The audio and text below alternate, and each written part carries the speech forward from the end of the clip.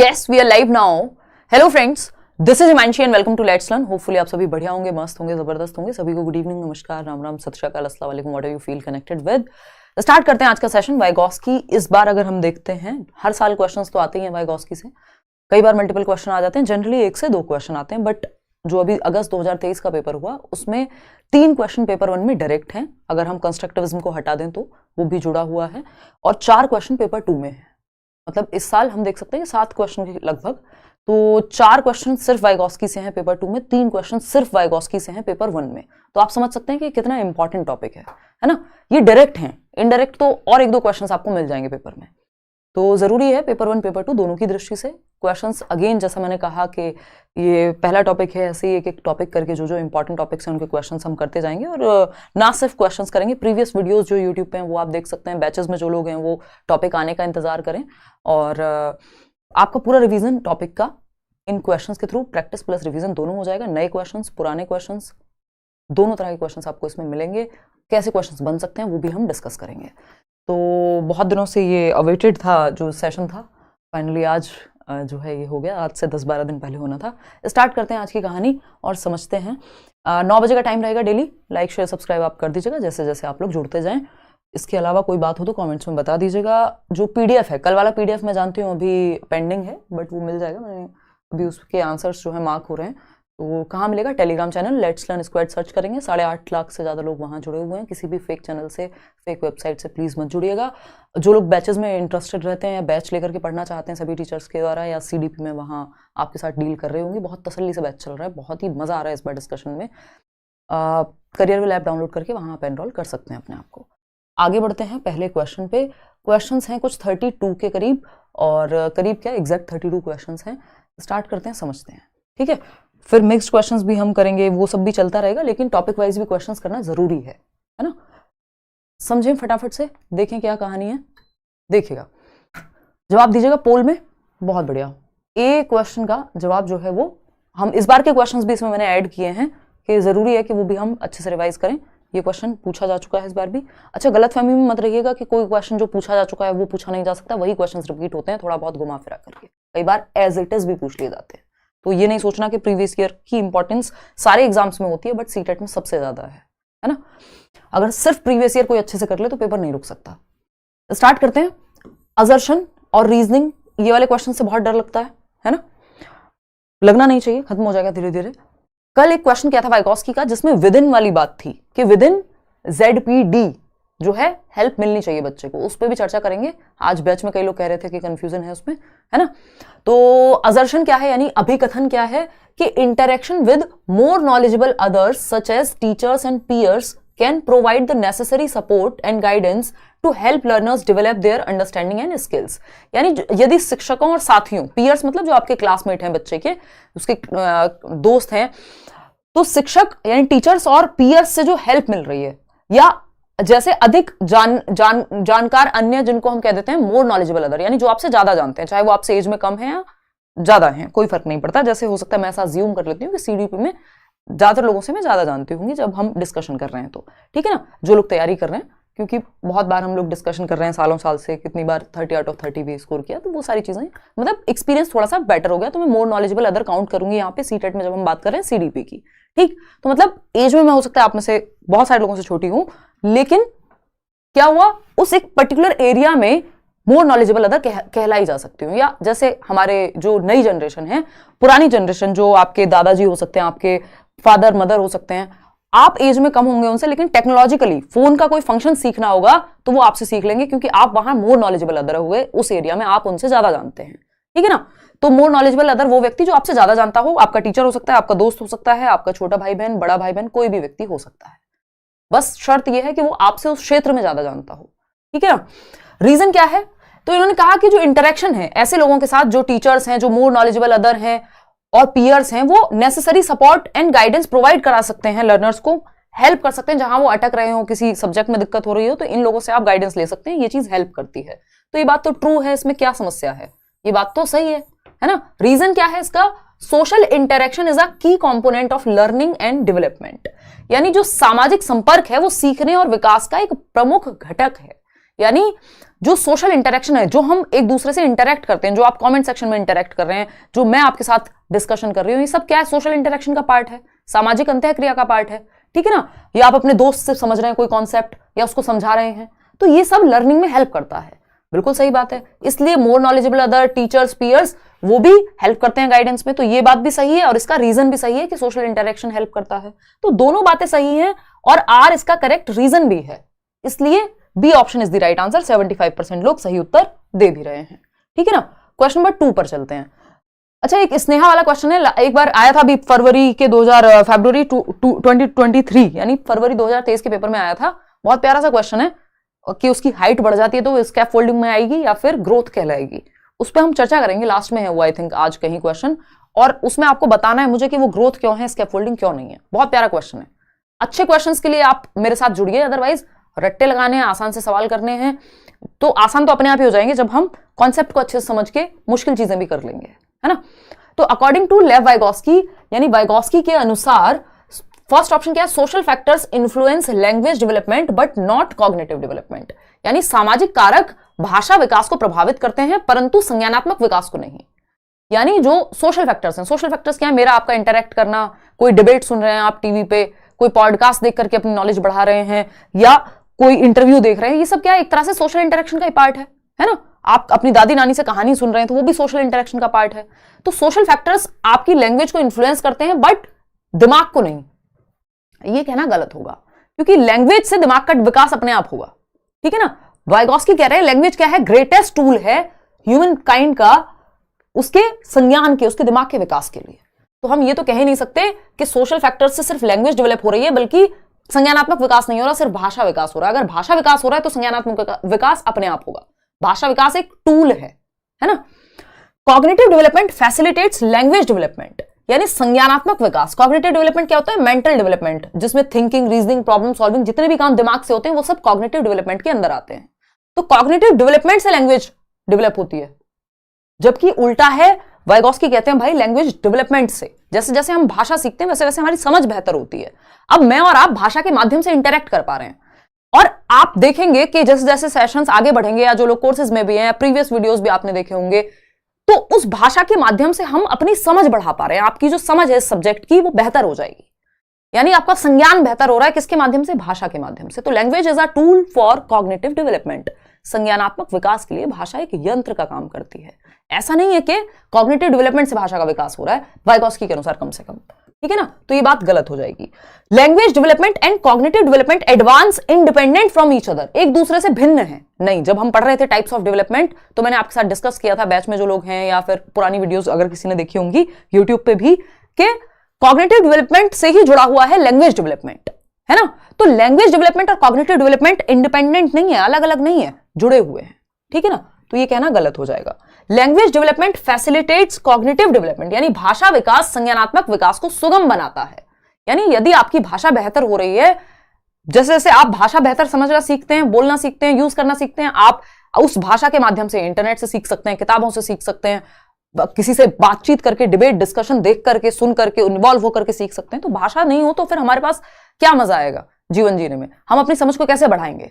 फिर तो एनिमल्स जैसी स्थिति हो जाएगी। वो वाला एनिमल नहीं, रणबीर कपूर वाला, वो भाषा के साथ एनिमल है, बिना भाषा वाले एनिमल की बात हो रही है, ठीक है ना? तो भाषा विकास संज्ञानात्मक विकास को सुगम बनाता है, ठीक है ना? लैंग्वेज डेवलपमेंट फैसिलिटेट्स, मदद मिलती है संज्ञान को, हमारी समझ को बेहतर होने में। किसके माध्यम से? भाषा के माध्यम से।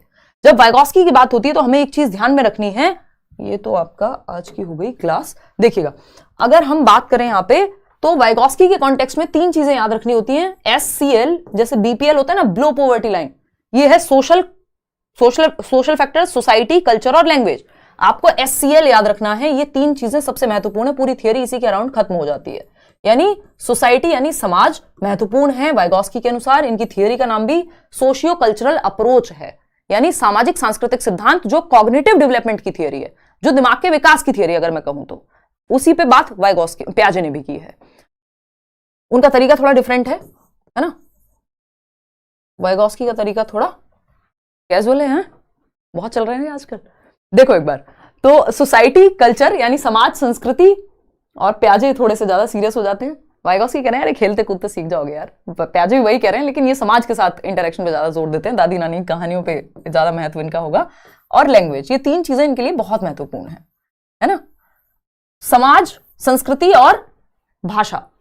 संस्कृति में बहुत सारी चीजें आ सकती हैं, आपके कस्टम्स हो सकते हैं, जो आपकी परंपराएं हैं, आपकी रामायण महाभारत से जुड़ी हुई चीजें हो सकती हैं, ग्रंथ हो सकते हैं, ठीक है जी।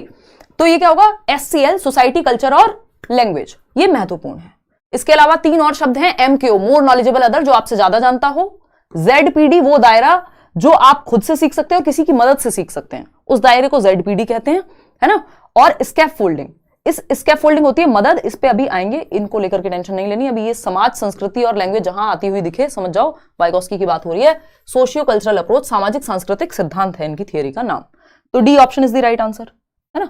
और हमें पता है कि कॉग्निटिव डेवलपमेंट से भाषा जुड़ी हुई है। और अगर हम ब्रेन की बात करें तो हमारा ब्रेन एक लेफ्ट हेमिस्फेयर है ब्रेन का, और एक राइट हेमिस्फेयर है, दायां गोलार्ध और बायां गोलार्ध। ब्रेन की जब हम बात कर रहे हैं, हमारे मस्तिष्क की जब हम बात कर रहे हैं, और मस्तिष्क का पूरा विकास क्या कहला रहा है यहाँ पे, कॉग्निटिव डेवलपमेंट। और इसको अगर हम बांट के देखें तो भाषा कहां आएगी, लेफ्ट साइड में, क्योंकि लॉजिक से संबंधित जितनी भी चीजें हैं वो ब्रेन के लेफ्ट साइड में होती है। L for logic, L for left, है ना। तो लैंग्वेज यानी भाषा का विकास किस साइड होगा, लैंग्वेज डेवलपमेंट। लैंग्वेज हुआ, मैथमेटिक्स हुआ, साइंस हुआ, जितनी भी चीजें लॉजिक से जुड़ी हुई हैं वो सब left side of the brain में वर्क करेंगी। और जो राइट ब्रेन है वो आपका क्रिएटिव ब्रेन कहलाता है। क्रिएटिविटी आपकी right side of the hemisphere में, right side of the brain में, right hemisphere of the brain में होगी। बात ठीक है नहीं है, चलिए बहुत बढ़िया। कोई कमेंट करा, I got selected in KVS TGT, thank you ma'am, I want a meeting with you ma'am. बहुत सारे मेल्स हमें आए हुए हैं, मेल कर दीजिए आप, CBSE करिए, आपने अपना नाम नहीं लिखा है तो मेल कर दीजिए आप himanshi.edu10@gmail.com। और या फिर करियर विल में एक फॉर्म शेयर किया था, मैं कल भी भूल गई हूँ, आज फॉर्म शेयर कर दूंगी टेलीग्राम पे, वो आप फिल कर दीजिएगा। जल्दी कुछ इंटरव्यूज में लेने वाली हूँ, ज्यादा तो नहीं बट लूंगी, देखिएगा।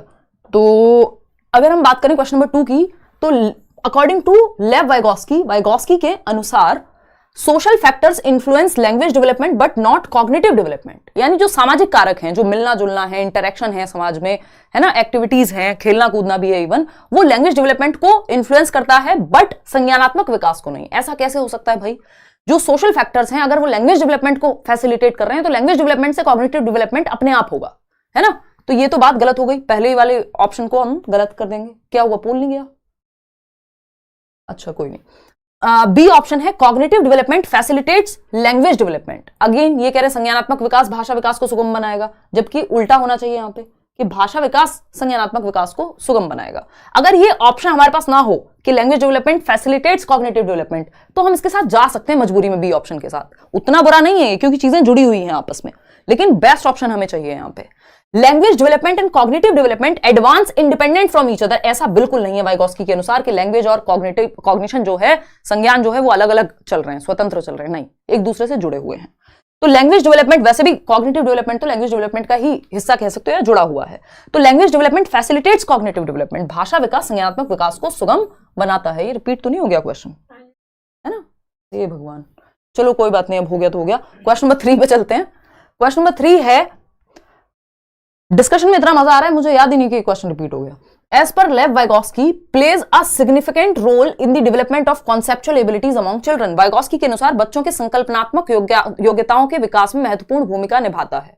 कौन, मतलब बच्चे के कॉग्निटिव डेवलपमेंट में या कॉन्सेप्चुअल एबिलिटीज में। कॉन्सेप्ट्स कहां बनते हैं, कॉन्सेप्चुअल एबिलिटीज किसका पार्ट है, कॉग्निटिव डेवलपमेंट का, है ना। ये भी क्वेश्चन पूछा जा सकता है, पूछा जा चुका है पहले कि कॉन्सेप्चुअल डेवलपमेंट यानी संप्रत्यों का बनना, कॉन्सेप्ट्स का बनना, है ना। आपसे पूछा जाए कि बारिश कैसे होती है, तो इसका भी एक कॉन्सेप्ट होगा, कहां होगा, हाथों में, दिमाग में होगा। तो कॉग्निटिव डेवलपमेंट के अंदर कॉन्सेप्चुअल डेवलपमेंट होता है, ठीक है ना। तो टेंजिबल रिवॉर्ड्स के थ्रू, वाइगॉस्की ये कहेंगे कि टेंजिबल रिवॉर्ड्स के थ्रू होता है आपका कॉग्निटिव डेवलपमेंट या कॉन्सेप्ट्स का बनना। देखिए रिवॉर्ड और पनिशमेंट की बात ना प्याजे करेंगे ना वाइगॉस्की करेंगे, क्योंकि ये लोग क्या है, कंस्ट्रक्टिविस्ट हैं, रचनावादी हैं। वाइगॉस्की सोशियो कंस्ट्रक्टिविस्ट है, सामाजिक रचनावादी हैं, जो कहते हैं समाज के माध्यम से बच्चे के दिमाग का विकास होगा। और प्याजे जो हैं वो रेडिकल कंस्ट्रक्टिविस्ट हैं, जो कह रहे हैं कि बच्चे की एक्टिविटी सोलली बहुत ज्यादा इंपॉर्टेंट है, ठीक है ना। तो कंस्ट्रक्टिविस्ट लोग कभी भी रिवॉर्ड और पनिशमेंट पे फोकस नहीं करते। ये एक संप्रदाय है आपकी साइकोलॉजी में, एक स्कूल है जो बिहेवियरिज्म कहलाता है, व्यवहारवाद। वो लोग कहते हैं पुरस्कार की बात। अदरवाइज जो कंस्ट्रक्टिविस्ट लोग हैं वो नॉलेज के कंस्ट्रक्शन पे फोकस करते हैं, ना कि रिवॉर्ड और पनिशमेंट पे। ये कहते हैं ये लंबा चलेगा नहीं, रिवॉर्ड पनिशमेंट। तो आपको देखना है बच्चा एक्टिव कहां है। जहां बच्चा एक्टिव मिले समझ जाओ कहानी सही चल रही है। तो पीयर कोलैबोरेशन में बच्चा एक्टिव मिलेगा आपको, सहकर्मी सहयोग यानी बच्चे एक दूसरे के साथ मिलकर के ग्रुप में सीख रहे हैं। जब ग्रुप में लर्निंग होती हुई नजर आए समझ जाओ ग्रुप किसका हिस्सा हुआ, समाज का। और वाइगॉस्की तो सोसाइटी कल्चर और लैंग्वेज, सोसाइटी कल्चर लैंग्वेज, ये तीन चीजें इंपॉर्टेंट है। सोशल आइसोलेशन नहीं, आइसोलेशन का मतलब हो गया एक व्यक्ति को एक कमरे में बंद कर दिया, अलग, अलगाव। सोशल इंटरेक्शन, आइसोलेशन नहीं, है ना, आपने घबराना नहीं है, ठीक है ना। सामाजिक अलगाव नहीं है, सामाजिक अन्योन्य क्रिया है। तो शब्दों के फेर में नहीं फंस जाना है, नहीं तो गलती हो जाएगी। अगर यही ऑप्शन ऊपर दे दिया होता तो कई लोग गलत कर देते। स्टैंडर्डाइज्ड करिकुलम, देखिए सुनने में लगता है स्टैंडर्डाइज्ड करिकुलम, बिल्कुल भी नहीं होना चाहिए, क्योंकि इसमें इंडिविजुअल डिफरेंसेस, व्यक्तिगत विभिन्नताओं का ध्यान नहीं रखा जाता। क्योंकि हो सकता है मुझे देख के सीखना पसंद हो, किसी को करके सीखना पसंद हो, किसी को सुन के सीखना पसंद हो, लेकिन हम सबको एक ही डंडे से हाँक रहे हैं, हम कह रहे हैं सबको लेक्चर मेथड से ही पढ़ाएंगे, वो गलत है। यहां डिफरेंशिएटेड करिकुलम होना चाहिए, या जो है इंडिविजुअलाइज्ड लर्निंग पे फोकस होना चाहिए। तो B option is the right answer, peer collaboration, जब एक दूसरे की मदद कर रहे हैं, दोस्त ग्रुप बना करके वहां सीख रहे हैं बच्चे। क्वेश्चन नंबर 4 देखिएगा फटाफट से। ये कहता है according to Lev Vygotsky's theory, inner speech. Inner speech क्या होती है? आंतरिक वाक, जब बच्चा मन में बातें कर रहा हो, है ना भाई। बचपन में अगर डांट लगे मम्मी पापा से, बड़े भाई बहन से, या किसी से भी जिनको आपको पता है उल्टा जवाब आप दे नहीं सकते हैं, या कोई दूर की आंटी मिल जाए आज भी, है ना, किसी शादी में, किसी फंक्शन में, और कहें और निशा शादी कब कर रही हो, हाँ हाँ नौकरी नहीं लगी क्या अभी तक, फलानी चीज नहीं हुई क्या। अब आप उनके मुंह पे हो सकता है चीजें ना कह पाए मन में, लेकिन मन में जरूर कहेंगे। अब जब मन में जो आप कह रहे होंगे कि आंटी अपना ही देख लो, है अपने बच्चों का भी देख लो, उनका हमें सब पता है, ये आप मन में कह रहे हैं, बाहर नहीं। इसे इनर स्पीच कहते हैं। ये जो आपने मन में आंटी को बुरा बुरा कह दिया, ये कहां क्या कहलाता है? इनर स्पीच कहलाता है। आंतरिक वाक है, ये आपके अंदर की बातें हैं, है ना। बाहर बोल दी तो तमाशा हो जाएगा, ठीक है ना, घर पे मीटिंग बैठ सकती है।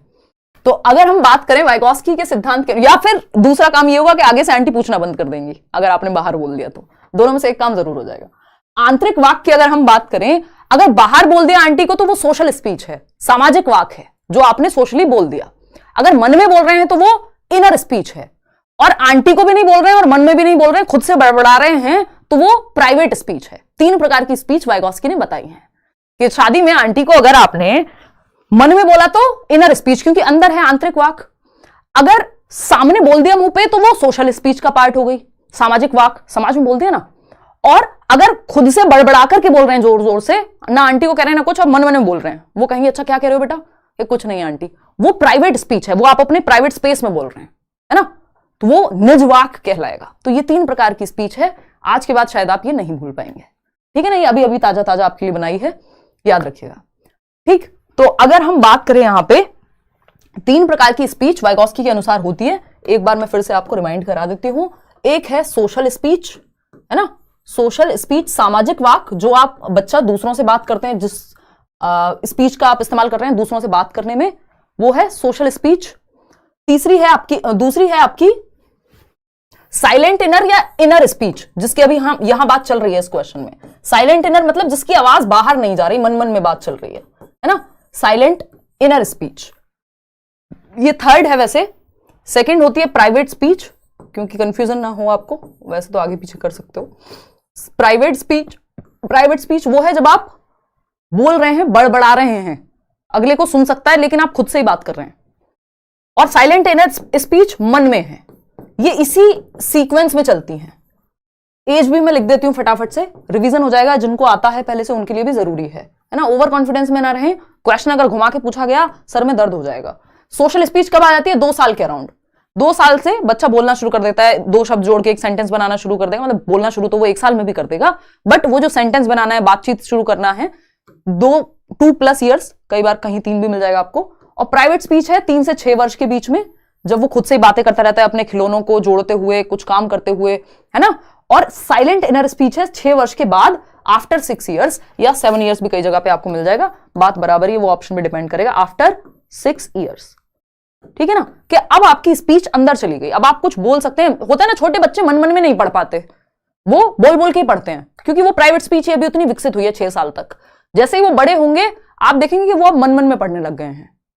अगर आपके घर में कोई छोटा बच्चा है 6 साल तक का, आप सुन लेंगे बराबर वाले रूम में कि वो पढ़ाई कर रहा है। आप कहेंगे मन में क्यों नहीं पढ़ लेते हो, मम्मी को डिस्टर्ब हो रहा है, वो कहेगा पढ़ता हूं, अच्छा नहीं लगता। तो वो धीरे धीरे फिर साइलेंट इनर स्पीच में कन्वर्ट हो जाता है।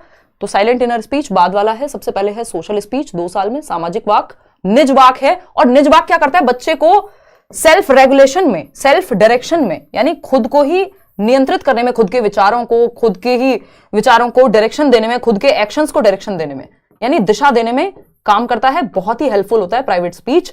इसी को एक तरह से देखा जाए तो ईगो सेंट्रिक स्पीच कह रहे हैं पियाजे, लेकिन प्राइवेट स्पीच की बहुत ज्यादा महत्ता है वाइगॉस्की के केस में।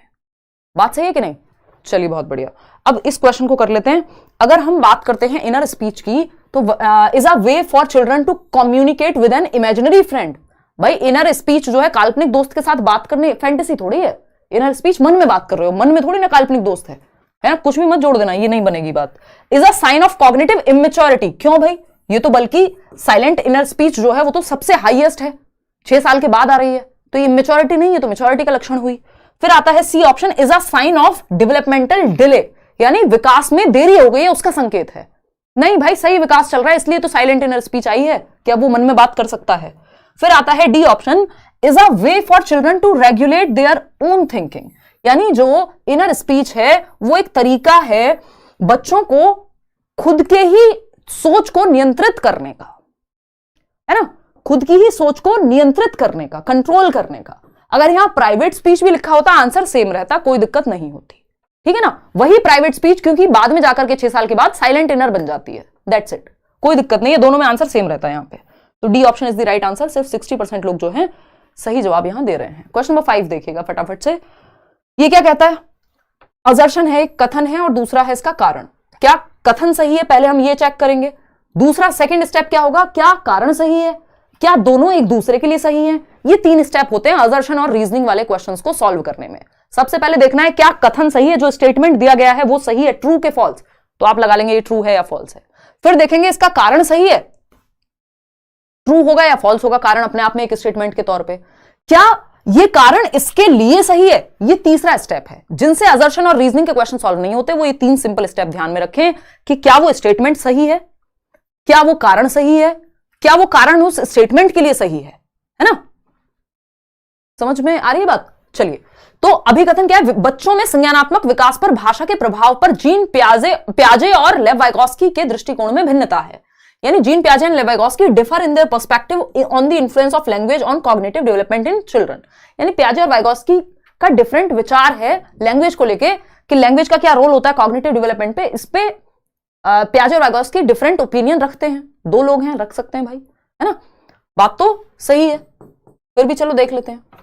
रीजन क्या है इसका? In discovery learning teacher provides opportunities and students derive information for themselves, है ना? कि कहानी कुछ और चल रही थी, जवाब कुछ और ही आ गया। यहां पे ये बात भी सही है कि बच्चों को अपॉर्चुनिटीज यानी अवसर प्रोवाइड किए जाते हैं डिस्कवरी लर्निंग में, खोज अधिगम में, जहां वो खोज कर पाते हैं, है ना? और फिर वो खुद से इंफॉर्मेशन निकालते हैं जब उनको खोज करने का मौका दिया जाता है। डिस्कवरी लर्निंग यानी डिस्कवर करने का मौका दिया जा रहा है उनको। ये दोनों बातें अपने आप में सही हैं, लेकिन ये एक दूसरे के लिए सही नहीं है, इसलिए क्या करना पड़ेगा? ब्रेकअप करना पड़ेगा। अब ब्रेकअप कैसे होगा? कहना पड़ेगा कि both A and R true but R is not the correct explanation of A. तो यानी B option is the right answer. क्या समझे? दोनों बातें अपनी अपनी जगह सही थी बट एक दूसरे के लिए सही नहीं थी, इसलिए हमें कहना पड़ा कि ए और आर दोनों सही हैं, परंतु आर ए की सही व्याख्या नहीं करता। ठीक है जी, आगे बढ़े बी ऑप्शन के बाद। क्वेश्चन नंबर 5 के बाद 6 पर चलते हैं। देखिएगा क्वेश्चन नंबर 6 क्या कहता है भाई? ये कहता है अकॉर्डिंग टू कंस्ट्रक्टिविस्ट थियरीज, यानी रचनावादी या संरचनावादी सिद्धांतकारों के अनुसार which of the following statements would not be correct. Not be correct नहीं पूछा है, अगर क्वेश्चन में नॉट नहीं पढ़ा नंबर चला जाएगा। ठीक है जी, तो संरचनावादी सिद्धांतकारों के अनुसार निम्नलिखित में से कौन सा कथन सही नहीं होगा? पहला ऑप्शन है नॉलेज इज सब्जेक्टिव, यानी ज्ञान व्यक्तिपरक होता है। नॉलेज सब्जेक्टिव होती है, मेरे लिए कुछ और हो सकती है, आपके लिए कुछ और हो सकती है, सबके अलग अलग इसमें नॉलेज को लेकर के क्या हो सकते हैं? परिभाषाएं हो सकती हैं, अंडरस्टैंडिंग हो सकती है नॉलेज को लेकर के। Learners construct knowledge in their social and cultural context, यानी शिक्षार्थी अपने सामाजिक और सांस्कृतिक संदर्भ में ज्ञान की रचना करते हैं। बात तो सही है, जब वो जिस समाज और जिस संस्कृति में रहते हैं वहां नॉलेज को कंस्ट्रक्ट करते हैं। बच्चा एक्टिव है यहां भी, है ना? कंस्ट्रक्टिविस्ट कौन है? पियाजे हैं, वाइगॉस्की हैं। Learners need to be extrinsically motivated to ensure effective learning, यही बात मैंने आपको बताई थी रिवॉर्ड पनिशमेंट की बात नहीं करते कंस्ट्रक्टिविस्ट लोग, ना पियाजे करते हैं ना वाइगोस्की, कि बच्चे को एक्सटर्नल मोटिवेशन चाहिए, बाहर से रिवॉर्ड चाहिए, उसको अच्छे नंबर चाहिए इसलिए वो पढ़े। एक्सट्रिंसिक यानी बाहरी कारक चाहिए मोटिवेट होने के लिए, यानी रिवॉर्ड या पनिशमेंट, या तो डर की वजह से पढ़ेगा या फिर लालच की वजह से पढ़ेगा। ऐसा वाइगोस्की और पियाजे या कंस्ट्रक्टिविस्ट लोग नहीं मानते। ये कहते हैं नॉलेज को कंस्ट्रक्ट करने की क्षमता रखता है बच्चा, इसलिए वो लिटिल साइंटिस्ट है, नन्हा वैज्ञानिक है, क्योंकि क्यूरियस है, वो जिज्ञासु है, इसलिए सीखना चाहता है, इसलिए नहीं कि आप उसको रिवॉर्ड देंगे। खैर दुनिया कुछ अलग है थोड़ी, बट यही सच्चाई है जो कंस्ट्रक्टिविस्ट लोग मानते हैं, ये भी एक सच्चाई है ना। Knowledge is pluralistic and multiple. भाई ज्ञान बहुलतावादी हो सकता है, जो वाइगोस्की मान रहे हैं वो पियाजे नहीं मान रहे, जो पियाजे मान रहे हैं वो वाइगोस्की नहीं मान रहे, कुछ चीजें दोनों मान रहे हैं। इसका मतलब ये सब्जेक्टिविटी है, इसमें ऑब्जेक्टिविटी नहीं है कि जो सन राइजेस फ्रॉम ईस्ट वो फैक्चुअल यूनिवर्सल ट्रुथ जैसा हो गया। लेकिन नॉलेज क्या है, वो प्लूरलिस्टिक है, मल्टीपल व्यूज हो सकते हैं, उस पर सब्जेक्टिविटी है, वहां ऑब्जेक्टिव क्वेश्चन नहीं है कि एक ही ऑप्शन सही होगा। ठीक है ना, तो ये बात भी सही है, लेकिन हमें चाहिए था गलत, और जो गलत है वही सही है क्योंकि पूछा ही गलत था, नॉट लिखा हुआ था, बाकी की तीनों बातें सही थी। C option is the right answer क्योंकि यही गलत है। क्वेश्चन नंबर 7 देखिएगा एक बार, क्या कहा है अभी क्वेश्चन नंबर 7 ने, ये कहता है Lev Vygotsky believe that development, यानी वाइगोस्की का मानना है कि विकास, क्या है विकास बताइए जरा, इज डिसकंटिन्यूअस इन नेचर, यानी अनिरंतर होता है अपनी प्रकृति में, is an unfolding of genetic programming. देखिए जहां जेनेटिक वर्ड आ जाए, वाइगोस्की जेनेटिक्स की बात नहीं करते, हेरिडिटी की बात, बायोलॉजिकल फैक्टर्स को उन्होंने इग्नोर किया है अपनी थियरी में। ये उनका क्रिटिसिज्म भी है, आलोचना भी है वाइगोस्की की, कि उन्होंने हेरिडिटी पे फोकस ही नहीं किया। सी ऑप्शन है results directly from maturation. Again maturation का मतलब भी हेरिडिटी से ही है, भाई जेनेटिक कैरेक्टरिस्टिक्स का अनफोल्ड होना समय के साथ। Results directly from social interaction, हाँ वाइगोस्की ये जरूर मानते हैं कि जो आपका डेवलपमेंट है, विकास है, वो सामाजिक संपर्क के परिणाम से होता है, कि जब आप इंटरेक्ट करते हैं समाज में, संस्कृति में, भाषा के माध्यम से, तो आपका विकास होता है। एक और चीज यहां पे नोट डाल के कहीं लिख लीजिएगा, नोट में लिख लीजिएगा, Vygotsky believes that learning proceeds development. बहुत ध्यान से समझिएगा, लर्निंग प्रोसीड्स डेवलपमेंट, यानी लर्निंग ऑफन प्रोसीड्स लिख देते हैं, प्रोसीड्स डेवलपमेंट, यानी कि जो अधिगम है, जो सीखना है, वो विकास से पहले होता है या अधिगम के माध्यम से विकास होता है, ऐसा वाइगोस्की मानते हैं। कि जब आप एफर्ट करते हैं, लर्निंग कैसे होती है, एफर्ट और प्रैक्टिस से, जब आप अभ्यास करते हैं, जब आप प्रयास करते हैं तो आप सीखते हैं, और जब आप सीखते हैं तो आपका विकास होता है, ऐसी बात वाइगोस्की मानते हैं। जबकि पियाजे इसका जस्ट ऑपोजिट मानते हैं, उल्टा मानते हैं। वो कहेंगे डेवलपमेंट होगा पहले एज के साथ और उसके बाद आप सीख पाएंगे। ऐसा नहीं है 6 महीने के बच्चे को पियाजे पढ़ा दें हम, या साइंस का कोई बहुत बड़ा सवाल दे दें, ठीक है ना। तो लर्निंग प्रोसीड्स डेवलपमेंट, यानी अधिगम से विकास होता है, ये वाइगोस्की कहते हैं, और विकास से अधिगम होता है, ये पियाजे कहेंगे, ठीक है ना। बहुत इंपॉर्टेंट बात है। तो results directly from social interaction, सीधे सामाजिक संपर्क के परिणाम से जो है आपका डेवलपमेंट होता है। कॉन्टिन्यूअस है, डिसकॉन्टिन्यूअस नहीं। ये पियाजे के अकॉर्डिंग तो सही था कि डेवलपमेंट जो है वो डिसकॉन्टिन्यूअस है, अदरवाइज बाकी सब लोगों का मानना यही है, मतलब ज्यादातर लोगों का मानना यही है कि विकास एक सतत प्रक्रिया है, लाइफ लॉन्ग प्रक्रिया है, कॉन्टिन्यूअस चलती रहती है, ना इन्होंने एज में बांटा है। तो वाइगोस्की तो ये डिसकॉन्टिन्यूअस नहीं मानेंगे। तो D option is the right answer. देखिए यहां आप जब लेट्स लर्न पे पढ़ने आ रहे हैं रात को 9 बजे, तो ये सोच के मत आइएगा कि सिर्फ आप आंसर ढूंढने आ रहे हैं किसी क्वेश्चन का। ये आंसर्स आपको दुनिया भर की किताबें आज के समय में आती हैं, वो आप ले सकते हैं, बहुत सारे चैनल्स और बहुत सारी चीजें आपके पास होंगी। आप ये सोच के आइएगा कि आपको क्वालिटी एजुकेशन मिलेगी, एक प्रॉपर डिस्कशन होगा, एक क्वेश्चन से पता नहीं कितने सारे कॉन्सेप्ट्स आपके क्लियर होंगे, और वो आपको पेपर में समझ बनेंगी आपकी, और आप मुश्किल से मुश्किल पेपर सॉल्व करके आ जाएंगे, है ना। सिर्फ सीधे आंसर पे नहीं जाना, ठीक है ना। चलिए खैर आगे बढ़ते हैं। क्वेश्चन नंबर 8 है, after seeing students struggling to solve a problem, यानी छात्रों को किसी समस्या को हल करने के लिए संघर्ष करते हुए देख के टीचर ने देखा कि बच्चा स्ट्रगल कर रहा है, कोई क्वेश्चन उससे बहुत देर से सॉल्व हो नहीं पा रहा, या कहीं वो अटका हुआ है किसी स्टेप पे, ऐसा होता है ना कई बार। A teacher gave them hints, teacher ने कुछ हिंट्स दिए, and half solved examples to assist them, यानी आधे अधूरे हल किए हुए या आधे हल किए हुए उदाहरण दिए। जैसे मान लीजिए पूरा सॉल्व नहीं किया बट 2 स्टेप बता दिए, या जहां अटक रहा था बच्चा वहां बता दिया, और उसके बाद खुद से सॉल्व करने को दे दिया। यानी हिंट दी, क्यू दिया, मदद की, लेकिन पूरी नहीं, जहां बच्चा अटका वहां, या हाफ सॉल्व प्रॉब्लम थोड़ी सी सॉल्व कर दी ताकि आगे खुद कर सके। ऐसा नहीं कि खुद से पूरा सॉल्व करके दे दिया। ये क्या कहलाएगा? As per Lev Vygotsky's theory this is an example of, देखिए लास्ट वाली लाइन पढ़ के ही आपको पता लगेगा कि आपसे पूछा क्या है। अगर आपने जल्दबाजी में यहीं तक पढ़ के छुट्टी कर दी और यहां पे पूछा कुछ और हुआ तो नंबर चला जाएगा, है ना। सीडीपी में क्वेश्चन पढ़ना क्वेश्चन सॉल्व करने से ज्यादा जरूरी है। ये आपको आता है कि नहीं? लेव वाइगोस्की के सिद्धांत के अनुसार यह डैश का एक उदाहरण है। किसका उदाहरण है ये बात? हेल्प करना, हिंट देना, हाफ सॉल्व प्रॉब्लम एग्जांपल देना, ये क्या है? ये हेल्प किसका उदाहरण है? इस हेल्प को क्या कहेंगे ये पूछा है हमसे। इस हेल्प को कहेंगे स्कैप फोल्डिंग, है ना। ये क्या कहेंगे? मचान कहेंगे। और मचान क्या होती है? टेम्परेरी हेल्प होती है, जहां बच्चा अटके वहां उसको मदद दो, है ना। कौन देगा ये हेल्प? मोर नॉलेजेबल अदर देगा, जो आपसे ज्यादा जानता है। कोई टेक्नोलॉजी गूगल हो सकता है, कोई टीचर हो सकता है, आपका भाई दोस्त यार कोई भी हो सकता है। ये हेल्प दी किस जोन में जाती है? तो विद इन ZPD यानी जोन ऑफ प्रॉक्सिमल डेवलपमेंट, वो दायरा जहां संभावित विकास होने के दायरे में दी जाएगी। इसी क्वेश्चन में कई लोग कंफ्यूज थे कल वाले कि ये हेल्प कहां दी जाएगी, तो विद इन ZPD दी जाएगी, इसके बाहर नहीं। जिस दायरे के बाहर, इस दायरे के बाहर तो आप सीख ही नहीं सकते मदद के बिना भी। ये वो दायरा है जहां आप मदद से सीख सकते हैं, तो विद इन दिस ZPD ही तो हेल्प दी जाएगी आपको। तो अगर पूछा जाए कहां दी जाएगी हेल्प, तो with in ZPD, with in zone of proximal development, संभावित विकास के क्षेत्र के तहत दी जाएगी, ठीक है ना। रिवर्सिबिलिटी का कॉन्सेप्ट तो प्याजे देते हैं, सीरिएशन की बात भी वही कर रहे हैं, एक्सपोजिटरी टीचिंग की बात इन दोनों में से कोई नहीं करता। एक्सपोजिटरी टीचिंग होती है कि व्याख्यान देके, एक लेक्चर देके आपके दिमाग में भर देना चीजों को, ठीक है ना। तो A option is the only right answer. यहां ZPD MQ दे देता तो यहीं कई लोग ढेर हो जाते, उनको लगता है ZPD की बात चल रही है, जबकि हेल्प का मतलब है यहां स्कैप फोल्डिंग। तो क्वेश्चन को मुश्किल बनाया जा सकता है। ये बात आप यहां देख ही सकते हैं कि ZPD क्या होता है? जोन ऑफ प्रॉक्सिमल डेवलपमेंट होता है संभावित विकास का क्षेत्र, जहां तक संभावना है आपके विकास की कि आप 30 में से 30 ला सकते हैं CDP में, बशर्ते आपको हेल्प मिल जाए। तो एक दायरा है जो आप खुद से कर सकते हैं, एक दायरा है जो आप किसी की मदद से कर सकते हैं। यही इसी दायरे को जो आप खुद से कर सकते हैं, जो किसी की मदद से कर सकते हैं, उसके बीच के डिफरेंस को ZPD कह रहे हैं हम, है ना। तो इसी दायरे में आपको हेल्प दी जाएगी जहां आप मदद से कोई काम कर सकते हैं। इस दायरे में नहीं, थर्ड सर्कल में नहीं भाई। एक फर्स्ट सर्कल हो गया जो आप खुद से कर सकते हैं, सेकंड सर्कल है जहां आप मदद मिल जाए तो आप कर देंगे, और थर्ड है जहां आप पहुंच ही नहीं सकते मदद से भी। तो यहां तो कोई फायदा नहीं आपको मदद देने का। सारी हेल्प कहां दी जाएगी? यहां विद इन दिस ZPD, जहां पे आपका संभावना है आपके विकास के होने की, ठीक है बात। कौन देगा ये मदद? इस मदद को कहेंगे क्या? इस मदद की प्रोसेस को, हेल्प की प्रोसेस को स्कैफोल्डिंग कहते हैं। देगा कौन? मोर नॉलेजेबल अदर व्यक्ति, ठीक है ना। क्लियर बात है। चलिए खैर आगे बढ़ते हैं, कहानी क्या है समझते हैं। अगर हम बात करें क्वेश्चन नंबर 9 की, क्वेश्चन नंबर 9 क्या कहता है भाई? पोल में जवाब देंगे फटाफट से बताइएगा। क्वेश्चन नंबर 9 क्या कहेगा? जवाब दीजिए।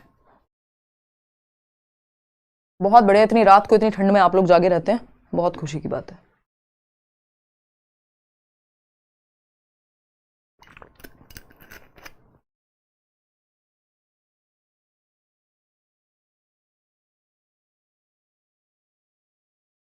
देखिएगा एक बार, क्योंकि सर्दियों का समय और कई लोगों को सुबह स्कूल या ऑफिस भी, कई लोग तो जो काम करते हैं अलग अलग तैयारी कर रहे हैं।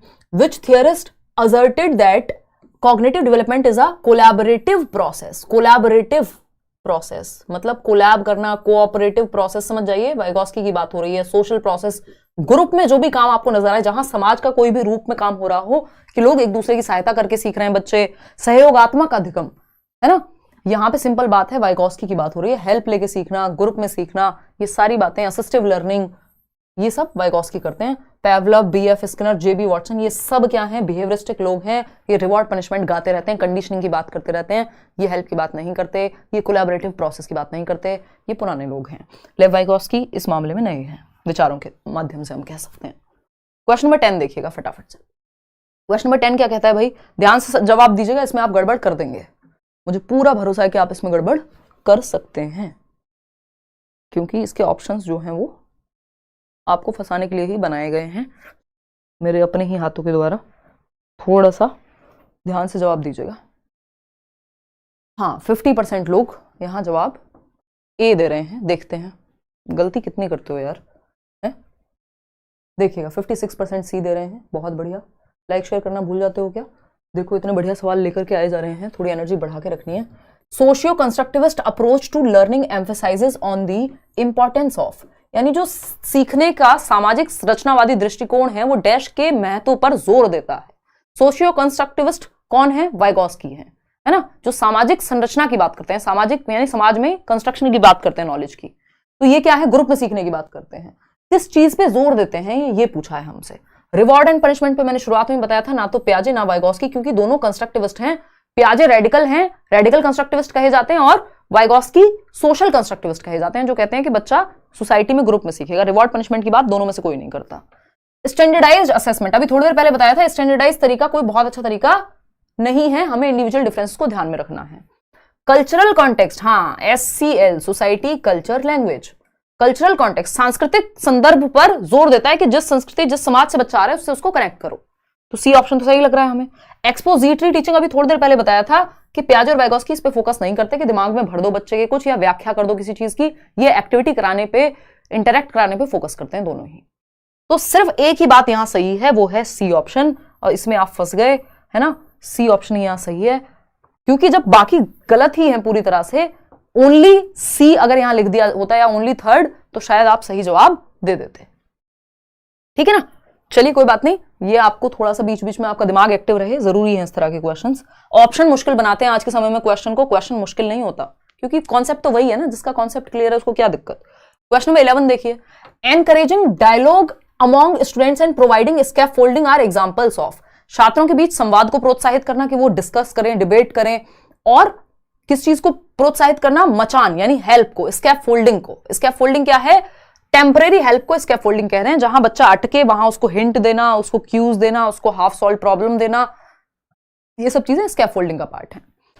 Creating a zone, scaffolding are examples of creating a zone of proximal development, कि आप समीपस्थ विकास का एक क्षेत्र बना रहे हैं मदद दे करके, कि उसकी विकास की संभावना बढ़ेगी जिस क्षेत्र में, उस क्षेत्र को ZPD कहते हैं। बात तो सही है।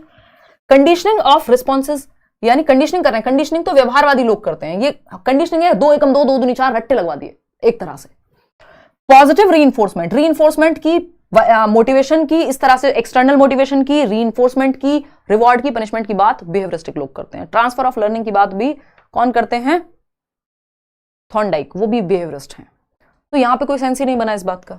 Creating a zone of proximal development, भाई जब आप हेल्प देने की बात कर रहे हैं बच्चों को, जब आप उनको एनकरेज कर रहे हैं कि वो बातचीत करें, इसका मतलब जो जहां आज उनका लेवल है डेवलपमेंट का, समझ का, वो दायरा बढ़े, विकसित हो, उसको आप क्रिएट कर रहे हैं, यानी आप ZPD क्रिएट कर रहे हैं, जहां वो एक दूसरे की मदद लेकर के अपनी समझ को, अपने पोटेंशियल को बढ़ा सकें, अपने पोटेंशियल तक पहुंच पाए।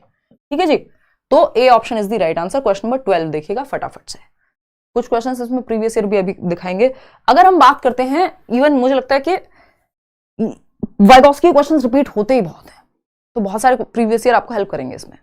Who proposed that new knowledge is constructed in a zone between what the child knows and what she is capable of knowing with support? यानी किसने प्रस्तावित किया कि नए ज्ञान का निर्माण बच्चा जो जानता है और जो वह समर्थन से जानने में सक्षम है के बीच एक क्षेत्र बनाकर किया जाता है। यानी what the child knows, यानी जो वो जानता है और वो जो जान सकता है ना, knows and what she is capable of knowing, capable यानी potential, capable of knowing, capable of knowing, इसका मतलब पोटेंशियल है उसमें जानने का। जैसे आपको अगर कोई क्वेश्चन समझ नहीं आ रहा, इसका मतलब आप में पोटेंशियल तो होगा ना उसको समझने का। अब जो आप जानते हैं और जो आप जानने वाले हैं, जानने की क्षमता रखते हैं, उसके बीच के क्षेत्र का क्रिएशन क्या कहलाता है, ZPD कहलाता है ना। और ये ZPD की बात कौन कर रहा है, वाइगॉस्की जी कर रहे हैं। ठीक है ना, क्लियर बात है। तो वाइगॉस्की ये कह रहे हैं कि ZPD में किसी की मदद से आप सीख सकते हैं। यहाँ पे आज हार्वर्ड, गार्डनर, पेवलव का कोई रोल है ही नहीं। चलिए आगे बढ़ते हैं क्वेश्चन नंबर 13 पर। आपके फेवरेट क्वेश्चन आपके सामने हैं, असर्शन और रीजनिंग। इसके सिंपल 3 स्टेप्स हैं। 1 मिनट रुक जाना, अभी पोल मत देना। 3 स्टेप हैं ऐसे क्वेश्चंस को सॉल्व करने के, असर्शन और रीजनिंग वाले। अपने दिमाग में रखिएगा पेपर में, इसमें आप लोगों को बहुत दिक्कत हो रही है, इसलिए एक हमारा छोटा सा फंडा हम इस्तेमाल करेंगे।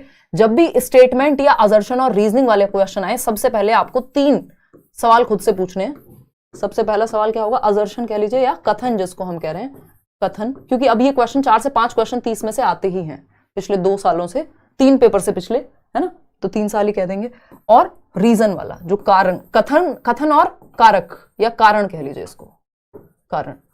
इस तरह के क्वेश्चन में सिंपल आपको क्या करना है, स्टेप 1 है simple, is assertion true, is a true और फॉल्स। पहले ये चेक करना है कि असर्शन जो स्टेटमेंट है क्या वो सही है कि गलत है। ये जो ए है असर्शन, ये सही है कि गलत है, पहले ये चेक करना है। उस पर लिख देना अच्छा ट्रू है, ठीक है। स्टेप 2 क्या है, step 2 simple, is reason true, ये आपको लग रहा होगा कि यार क्या बच्चों जैसी बात कर रही हूं, बट जिनको दिक्कत होती है वो सिर्फ ये 3 चीजें दिमाग में बैठा लेंगे, गलती नहीं होगी, है ना। क्या आर ट्रू है कि फॉल्स है, इज ट्रू और फॉल्स, ये देखना है कि इसका जो रीजन, जो कारण दिया है, ये फॉल्स है कि ट्रू है, उस पर लगा लो। अगर फॉल्स है तो फॉल्स लगा लो, ट्रू है तो ट्रू लगा लो, ठीक है ना। अब थर्ड स्टेप में चेक ये करना है कि क्या ये एक दूसरे के लिए ठीक है, मतलब जो स्टेप 1 बात कर रहा है या ए जो कह रहा है वो सही है अपने आप में मान लो, और आर जो कह रहा है वो भी सही है। अब आपको तीसरे स्टेप में ये चेक करना है कि ये ए के बारे में कह रहा है आर, या अपनी कोई नई रामायण गा रहा है, यानी अपनी कोई अलग बात कर रहा है, अपनी धुन में कोई और बात है। कि पूछा तो जा रहा था कुछ और आपसे पूछा जाए कुछ और आप कह रहे हैं कुछ, है ना। ये वही बात है जब मम्मी आपकी कहती है कि मम्मी पेट में दर्द हो रहा है कि इस फोन की गलती है ना। मम्मी मेरी फ्रेंड को ये हो गया, मेरे नंबर कम आए, कह रहे इस फोन की गलती है। नंबर कम में हो भी सकता है फोन की गलती, मतलब दोनों चीजें रिलेटेड नहीं है। तो ये ए और R, is A and R related या एक दूसरे के लिए सही है? अगर नहीं है तो कह दो भैया ब्रेकअप, मतलब ए इज सही, आर इज सही, बट नॉट सही फॉर एक दूसरे के लिए, ठीक है ना। ये पता नहीं कौन सी अंग्रेजी थी, बट समझ जाना। देखिएगा एक बार क्वेश्चन देखते हैं। असर्शन स्टेप 1 क्या है, पहले देखते हैं ये सही है कि नहीं, बाद में आएंगे रीजन पे। A classroom built on Vygotsky principle would provide lot of opportunities for children to interact and collaborate with each other. मतलब कि वाइगॉस्की के सिद्धांतों पर आधारित कक्षा कक्ष में बच्चों को आपसी अंतःक्रिया व सहयोग करने के बहुत से मौके मुहैया करवाए जाएंगे। यानी अगर वाइगॉस्की के सिद्धांतों पे के एक क्लासरूम बनाया गया है तो वहां बच्चों को बहुत सारे मौके मिलेंगे, किस चीज के, जहां वो इंटरेक्ट करें एक दूसरे से, एक दूसरे के साथ सहयोग करके ग्रुप प्रोजेक्ट बनाएं, सीखें एक दूसरे के साथ। बिल्कुल सही बात है ना, बिल्कुल सही बात है, ठीक है ना, बिल्कुल सही बात है। रीजन, अब इसका रीजन देखेंगे बाद में, पहले इसको ट्रू कह देते हैं। ये हमारा पहला स्टेप क्या होगा कि इसको चेक करना कि ये बात सही है कि नहीं, सही है तो इसका मतलब ए इज ट्रू, है ना। देखेंगे अभी रीजन क्या है इसका, अब ये चेक करना है हमें। Learning is a social activity, भाई बच्चों को इंटरेक्ट करने का मौका दिया जाए एक दूसरे के साथ, ये वाइगॉस्की की क्लासरूम में होगा। और ये रीजन कह रहा है कि learning is a social activity. ये बात भी सही है कि जो अधिगम है वो एक सामाजिक प्रक्रिया है, यानी अधिगम सोसाइटी में मिलजुल करके बच्चे एक्टिवली सीखते हैं, ये बात भी सही है।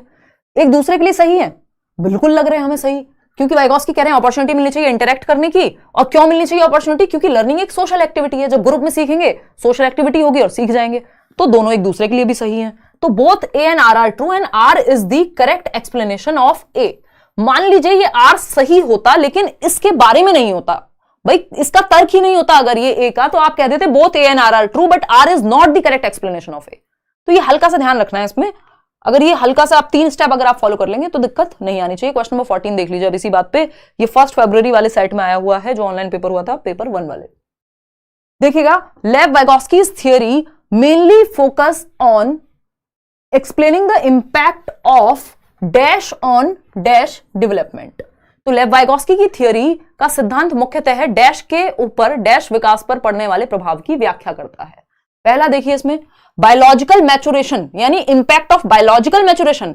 तो वाइगॉस्की तो जैविक मैचुरेशन या जैविक परिपक्वता की बात ही नहीं करते, बायोलॉजी पे महत्वपूर्ण, बायोलॉजी को माना ही नहीं है वाइगॉस्की ने, जेनेटिक्स को माना ही नहीं है, हेरिडिटी को महत्व दिया ही नहीं है, और maturation highly related to heredity होती है, सिंपल बात है ना। तो इमोशनल, इसके आगे हम चेक ही क्यों करें जब पहला ही गलत हो गया तो। एट्रीब्यूशन पैटर्न और मॉरल्स, एट्रीब्यूशन पैटर्न और मॉरल्स, आरोपण प्रतिरूपण, आरोपण प्रतिरूप कि उन्होंने एक पैटर्न बनाया हुआ है पहले से या कुछ भी, चलो जी हम मान लेते हैं, हमें समझ नहीं आ रहा, दूसरा ऑप्शन देख लेंगे। कल्चरल टूल्स, यानी एक्सप्लेनिंग द इंपैक्ट ऑफ, यानी कल्चरल टूल्स का इंपैक्ट ऑन कॉग्निटिव या कॉग्निटिव डेवलपमेंट। बात तो सही हो रही है कि दिमाग के विकास पे प्रभाव सांस्कृतिक कारकों का पड़ता है, ये बात तो फिट बैठ रही है। रिवॉर्ड पनिशमेंट की बात तो ये लोग करते ही नहीं है, ये होना ही नहीं था, इसका हमें पता नहीं था, लेकिन ये बात एकदम जब फिट बैठ गई तो हम इसकी तरफ देखें भी क्यों। तो जरूरी नहीं आपको सब कुछ आता हो पेपर में तभी आप क्वेश्चन सॉल्व कर पाएंगे, आपको थोड़ा सा कॉमन सेंस भी यूज करना है। वैसे भी हमें पता है सोसाइटी, कल्चर, लैंग्वेज, और इनकी थियरी को कहा जाता है सोशियो कल्चरल अप्रोच, जो किसके बारे में है, कॉग्निटिव डेवलपमेंट, संज्ञानात्मक विकास के बारे में है। सिंपल बात। आगे बढ़ेंगे, क्वेश्चन नंबर 15 पे देखिएगा एक बार, फटाफट से देखिएगा। क्वेश्चन नंबर 15 की जब हम बात कर रहे हैं, ये भी आपका आया हुआ क्वेश्चन है, लेव Vygotsky's theory a teacher should, यानी लेव वाइगॉस्की के सिद्धांत के अनुसार एक अध्यापिका को क्या करना चाहिए। पहला ऑप्शन है provide appropriate scaffolding to students by giving hints, यानी बच्चों को एप्रोप्रिएट स्कैफोल्डिंग यानी संकेत दे करके और उनको हिंट्स दे करके, क्यूज दे करके क्या करने चाहिए, उनको पाड़ देनी चाहिए। पाड़ का मतलब है टेम्परेरी हेल्प, मदद देनी चाहिए। रेस्ट्रिक्ट कोलैबोरेशन, यानी कोलैबोरेशन को रेस्ट्रिक्ट कर दो, लिमिटेड कर दो, बच्चों को एक दूसरे के साथ घुलने मिलने मत दो, यही गड़बड़ हो गई। हमें रेस्ट्रिक्ट की जगह एनकरेज लिखना था कि कोलैबोरेशन को, इंटरेक्शन को, एक दूसरे के सहयोग को, कोऑपरेशन को बढ़ावा दे, एनकरेज करे। वो होगा वाइगॉस्की को मानने वाला टीचर। तो ये तो गलत हो गया। रेस्ट्रिक्ट नहीं करना आपको कोलैबोरेशन को। देख रहे हैं, एक शब्द पूरे आंसर को चेंज कर देगा। Practice total non interference of adults in students process of learning, यानी अडल्ट्स का कोई रोल ही ना हो, अडल्ट्स अलग रहें बच्चों के सीखने से, जबकि वो तो अडल्ट सपोर्ट को महत्वपूर्ण मानते हैं। कौन? वाइगॉस्की, है ना। सोसाइटी और कल्चर को महत्वपूर्ण मान रहे हैं, जो आपसे ज्यादा जानता है उसकी मदद को वो महत्वपूर्ण मान रहे हैं। ये थोड़ी कि सब कुछ आप अपने आप ही सीख लेंगे, भाई कुछ तो समाज भी मदद करेगा। डी ऑप्शन है फ्रिक्वेंटली यूज नेगेटिव रीइंफोर्समेंट। देखिए रीइंफोर्समेंट की बात करते ही नहीं है। रीइंफोर्समेंट होता है good, very good. Negative reinforcement generally हम कहते हैं कि कोई ऐसी चीज, मान लीजिए शोर आ रहा है तो उस शोर को हटा दिया, तो वो नेगेटिव रीइंफोर्समेंट है। बट ये बिहेवियरिस्टिक पॉइंट ऑफ व्यू है। ये आप सिंपल लिख लीजिए, जहां बात वाइगॉस्की की हो रही हो, पियाजे की हो रही हो। Motivation, external motivation, reinforcement, punishment, reward, इन चारों पांचों बातों से इनका कोई संबंध नहीं है। तो एक ही ऑप्शन सही है कि अप्रोप्रिएट स्कैफोल्डिंग, यानी मदद प्रोवाइड की जाए टीचर के द्वारा और हिंट दिए जाए। आगे बढ़ेंगे क्वेश्चन नंबर 16 पर। देखिएगा फटाफट से क्या है ये, जवाब दीजिएगा पोल में। According to contemporary theories what kind of classroom environment facilitates cognition. Cognition क्या है? आपके मेंटल स्किल्स, आपका इंटेलेक्ट का विकास, आपका बौद्धिक विकास, जिसमें आपका सोचना, समझना, तर्क करना, कल्पना करना, आपकी स्मृति, नॉट ईरानी, याद रखने वाली स्मृति, मेमोरी, ठीक है ना, और आपका जितने भी काम दिमाग से होते हैं, डिसीजन मेकिंग, तो thinking, reasoning, problem solving, decision making, imagination, attention, perception, ये सारे काम आपके दिमाग से होते हैं और ये कॉग्निटिव डेवलपमेंट के तहत आते हैं। तो यहाँ पे कॉन्टेम्परेरी थियरिस्ट, कॉन्टेम्परेरी थियरिस्ट का मतलब होता है, कॉन्टेम्परेरी का मतलब है समकालीन, यानी आज के समय में जो अगर हम बात कर रहे हैं, तो समकालीन सिद्धांतकारों के अनुसार किस प्रकार का माहौल कक्षा में संज्ञान को सुसाधित करेगा, यानी हेल्प करेगा आपके दिमाग को विकसित होने में। तो प्रिंट रिच, ये कॉन्टेम्परेरी की बात हो रही होगी, तो आपके सीटेट के कॉन्टेक्स्ट में 99% चांस है कि ये कंस्ट्रक्टिविज्म की ही बात हो रही है ना। प्रिंट रिच, अब इसको रट्टे मत लगा लेना, क्वेश्चन को पढ़ के भी समझना होता है थोड़ा सा। प्रिंट रिच, रिसोर्सफुल, यानी एक मुद्रक संपन्न होनी चाहिए और संसाधन परिपूर्ण होनी चाहिए। हाँ भाई, क्लासरूम में जो है प्रिंट रिच हो, वो चाहे वो वॉल्स पे अलग अलग नक्शे लगे हुए हैं, प्रिंट्स लगे हुए हैं, चार्ट्स हैं, क्लास में एक्टिविटी हो रही है, ऐसे आपको टीचिंग लर्निंग मटेरियल के द्वारा सिखाया जा रहा है, और रिसोर्सफुल है यानी आपको मदद मिल रही है डिफरेंट तरीकों से। बात तो सही है, यहाँ पे बच्चा एक्टिव होगा। फियरफुल एंड थ्रेटनिंग, ऐसे क्लासरूम का क्या करेंगे, है ना, टेररिज्म फैल जाएगा वहां, तो डर, जहां डर की भावना होगी इतनी ज्यादा, वहां सीखेंगे कैसे बच्चे, रट्टे लगाएंगे वहां तो बस। इनएक्सेसिबल एंड एक्सक्लूजनरी, यानी एक्सेस से ही बाहर है आपके, आप एक्सेसिबल ही नहीं है, नॉलेज आपके हाथ में ही नहीं है। वहां पे बच्चे एक लाइब्रेरी बना दी, मान लो, उसको टच भी नहीं करने दिया जाता बुक्स को, प्लेग्राउंड तो है, खेलने ही नहीं दिया जाता, वैसा नहीं होना चाहिए। Didactic and text book centric, child centric होनी चाहिए लर्निंग। ये चाइल्ड सेंट्रिक लर्निंग को प्रमोट करते हैं, चाहे वाइगॉस्की हो चाहे पियाजे हो, बच्चे को सेंटर में रखते हैं, ठीक है ना। तो उपदेशात्मक नहीं कि बस उपदेश दे दिया, और text book centric, child centric होनी चाहिए। तो प्रिंट रिच एंड रिसोर्सफुल एक ही ऑप्शन सही है। अब कल हमने एक क्वेश्चन किया था कि प्रिंट रिच एनवायरमेंट की कोई खास जरूरत या बहुत ज्यादा जरूरत नहीं है एलिमेंट्री क्लासेस में, यानी पेपर 2 वाले उस चीज को ध्यान में रखेंगे। 6th to 8th क्लासेस में प्रिंट रिच, अगर लैंग्वेज डेवलपमेंट के बारे में बात हो रही थी, इन जनरल अगर प्रिंट रिच है एनवायरमेंट तो उससे कोई तकलीफ भी नहीं है। लेकिन वो क्वेश्चन उस तरह से पूछा गया था कि वो उस क्वेश्चन की नीड थी, कोई और ऑप्शन था नहीं हमारे पास, और वो एलिमेंट्री क्लास में एक बार को आप सेकेंडरी मान सकते हो प्रिंट रिच को होना। छोटे बच्चों की किताबें और क्लासेस ज्यादा कलरफुल होती हैं, है ना, प्रिंट वहां ज्यादा होगा। तो इस बात को रट्टे मत लगा लेना। अगेन, जो मेरी बात को पकड़ के कुछ भी रटने की कोशिश करेगा उसका फिर गड़बड़ हो जाएगी, मतलब पेपर में बंटाधार, क्योंकि क्वेश्चन क्या पूछा गया है उसके अनुसार हमें समझनी पड़ेंगी चीजें, कॉन्सेप्ट है क्या। प्रिंट रिच, कोई भी चीज सही भी हो सकती है, खराब भी हो सकती है, अच्छी भी हो सकती है, कोई इंसान किसी के लिए अच्छा हो सकता है, बुरा हो सकता है। तो उसी तरह से यहां पे डिपेंड करता है कॉन्टेक्स्ट क्या है, संदर्भ क्या है, क्वेश्चन ने क्या पूछा है। A option is the right answer. आगे बढ़ेंगे क्वेश्चन नंबर 17 पर। क्या कहता है भाई क्वेश्चन नंबर 17, देखिएगा फटाफट से, ये क्वेश्चन भी आया हुआ है। According to social cognitive views of learning, students learn best by, यानी सामाजिक संज्ञानात्मक मत के अनुसार विद्यार्थी सबसे बेस्ट तरीके से कब सीखते हैं। संज्ञानात्मक, सामाजिक संज्ञानात्मक मत क्या है कि बच्चे, वाइगॉस्की का मत, सोशल कॉग्निटिव थियरी है ना ये एक तरह से, कि जो लोग ये कहें कि सोसाइटी में यानी ग्रुप में सिखाओ, ठीक है ना, पैसिवली नहीं, पैसिव थोड़ी रखेंगे। जो सोशल की बात कर रहा है इसका मतलब वो ग्रुप में या एक्टिव लर्निंग की बात करेगा, तो actively engage with their environment, ये बात सही है। फिर भी पढ़ते हैं। ओवर कंडीशनिंग नहीं, ये बिहेवियरिस्टिक बिल्कुल नेगेटिव वर्ड है। मेमोराइजेशन बिल्कुल भी नहीं, ठीक है ना। तो वयस्कों की निष्क्रिय नकल द्वारा नहीं, बच्चों को पैसिव नहीं रखना, बच्चों को एक्टिव रखना है, उस ऑप्शन के साथ जाना है हमें, अपने वातावरण से सक्रिय संलग्नता के द्वारा। आगे बढ़ेंगे क्वेश्चन नंबर 18 पर। Who among the following is also known as social constructivist theorist? यानी निम्न में से किसे सामाजिक रचनावादी सैद्धांतिक के रूप में या सिद्धांतकार के रूप में भी जाना जाता है? सोशल कंस्ट्रक्टिविस्ट किसको कहा जाता है? कई लोग होते हैं जिनको वाइगॉस्की पूरा रट्टे की तरह लगा लेते हैं, है ना, माला की तरह जप लेंगे भगवान के नाम की तरह कि हाँ हमने सब पता है वाइगॉस्की का, लेकिन उन्हें वाइगॉस्की की थियरी का नाम ही नहीं पता होता कि सोशियो कंस्ट्रक्टिविस्ट अप्रोच है, सोशियो कल्चरल अप्रोच है, बेसिकली सामाजिक सांस्कृतिक सिद्धांत कहलाता है। तो सोशल कंस्ट्रक्टिविस्ट है वाइगॉस्की, अभी मैंने बताया। अभी सोशल कंस्ट्रक्टिविस्ट वो व्यक्ति के नॉलेज का कंस्ट्रक्शन सोसाइटी में इंटरेक्शन के माध्यम से होगा, उसको सोशल कंस्ट्रक्टिविस्ट कहेंगे, ठीक है ना। तो सोशियो कंस्ट्रक्टिविस्ट हैं वाइगॉस्की और रेडिकल कंस्ट्रक्टिविस्ट हैं पियाजे। तो बीएफ स्किनर का यहाँ कोई रोल नहीं है, कोलबर्ग की कोई बात नहीं हो रही है। तो सोशल कंस्ट्रक्टिविस्ट थियरिस्ट हैं लेव वाइगॉस्की, जिनकी थियरी का नाम क्या है? सोशियो कल्चरल अप्रोच, जो कॉग्निटिव डेवलपमेंट के बारे में है, सामाजिक सांस्कृतिक सिद्धांत।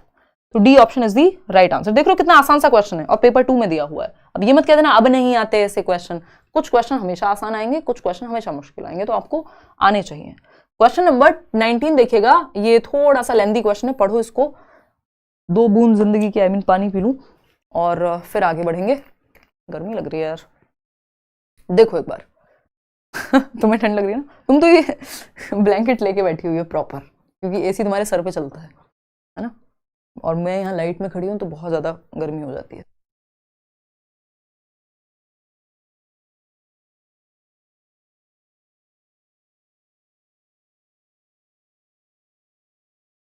कोई नहीं, थोड़ी देर में चला लेंगे। बी ऑप्शन 83% लोग कह रहे हैं। चलिए बहुत बढ़िया, आपकी मोटिवेशन देख करके अच्छा लग रहा है। 83% लोग बी ऑप्शन कह रहे हैं। चलिए यहाँ पे मार्क कर लेते हैं और पढ़ते हैं। The student in a class are working in groups, बच्चे ग्रुप में काम कर रहे हैं, इसका मतलब एक्टिव हैं, और वो भी ग्रुप में यानी सोसाइटी में एक्टिव हैं। भाई ग्रुप क्या है? सोसाइटी का पार्ट हुआ। तो वाइगॉस्की की याद आ जानी चाहिए आपको। To understand a concept when teacher observe that all members of a group are not able to move further in their understanding, teacher helps them by giving prompts, यानी cues दे रहे हैं, प्रॉम्प्ट दे रहे हैं, उनको थोड़ा आइडिया दे रहे हैं, हिंट दे रहे हैं कि भैया समझो समझो। Then leaves them again on their own. बच्चे ग्रुप में डिस्कशन कर रहे थे, यानी बच्चे एक्टिव थे ग्रुप में। सोसाइटी का पार्ट ग्रुप होता है, जहां ग्रुप बात आ जाए, कोऑपरेटिव की बात आ जाए, कोलैबोरेटिव की बात आ जाए, असिस्टिव की बात आ जाए, समझ जाओ वाइगॉस्की की बात हो रही है, ठीक है ना। प्रॉम्प्ट दिया टीचर ने, जहां अटक रहे थे वहां उनको थोड़ा सा क्यू दिया और फिर से वो अपना डिस्कशन में इन्वॉल्व हो गए। किसका प्रिंसिपल है? ये क्या कहलाएगा? ये जो क्यू है, पूछा क्या है हमसे? विच concept is used in the class, कौन सा कॉन्सेप्ट यूज किया है? बच्चे पैसे थोड़ी हैं, या तो पैसिव इमिटेशन होता है, बस चुपचाप से जो बताया गया उसको लिख दिया, है ना। रोट मेमोराइजेशन, रटंत विद्या, चलंत नहीं, चलती नहीं है भाई, रटने की बात नहीं हो रही है, तो एक्टिवली कंस्ट्रक्ट कर रहे हैं। कंडीशनिंग की बात वाइगॉस्की का कोई संबंध ही नहीं है, बच्चे एक्टिव है, जहां कंडीशनिंग की क्या जरूरत। पार्ड या स्कैफोल्डिंग का कॉन्सेप्ट यहां यूज हुआ है, यानी टेम्परेरी हेल्प, बस वहां हेल्प दी है जहां बच्चा अटका है। ऐसा नहीं है कि खुद से टीचर ने सब कुछ सॉल्व करके दे दिया, जहां बच्चे अटके उनको ग्रुप में हेल्प दी, एक क्यू दिया, एक हिंट दिया, या उनकी वो प्रॉब्लम उस स्टेप को सॉल्व किया और आगे उनको खुद से सॉल्व करने को कह दिया। तो B option is the right answer. आगे बढ़ेंगे क्वेश्चन नंबर 20 पे, देखिएगा फटाफट से। ये क्या कहता है भाई? Development of language and thought, भाषा और विचार का विकास, है ना। भाषा व चिंतन का विकास भी हम इसको कह सकते हैं, सोच का विकास भी हम कह सकते हैं। Occurs independent of each other, एक दूसरे से स्वतंत्र होते हैं। ये language and thought, language and thought बहुत इंपॉर्टेंट है। पियाजे और वाइगॉस्की दोनों अलग अलग बातें करते हैं, इस पे चर्चा करेंगे अभी। पहले आप जवाब देने का प्रयास करिए। भाषा एवं सोच या भाषा एवं चिंतन की जब हम बात कर रहे हैं, इसका विकास कैसा होता है? Occurs independent of each other, यानी कि एक दूसरे से स्वतंत्र होता है, यानी भाषा अलग विकसित होती है और आपका जो ये थॉट है वो अलग से विकसित होता है। ये कहना गलत होगा, ये कहना क्या होगा? गलत होगा एकदम। फिर आता है B option, occurs independent of the socio cultural context, यानी सामाजिक संदर्भ से स्वतंत्र है। भाई समाज में जब आप बात कर रहे होते हैं तो भाषा भी विकसित होती है, सोच भी विकसित होती है, सोच भी रहे होते हैं आप, तो ये कहना भी गलत होगा। Is inter related since they interact in myriad ways to influence each other, यानी एक दूसरे से परस्पर जुड़ा हुआ है क्योंकि दोनों एक दूसरे को असंख्य रूप से प्रभावित करते हैं। यानी अंतहीन तरीकों से भाषा और विचार जुड़े हुए हैं। जो आप सोच रहे होते हैं उसके बाद ही आप बोलते हैं, जो आप बोल रहे होते हैं, कई बार आप बोलते बोलते सोचते हैं, कई बार आप सुन करके सोचते हैं, तो आपस में जुड़ी हुई है जो भाषा और विचार है ना। तो ये बात तो सही लग रही है। Is influenced by heredity only. देखिए कोई भी चीज सिर्फ हेरिडिटी और स्पेशली भाषा और इसकी बात अगर हम करें तो यहाँ पे एनवायरमेंट का बहुत रोल होता है, ठीक है ना।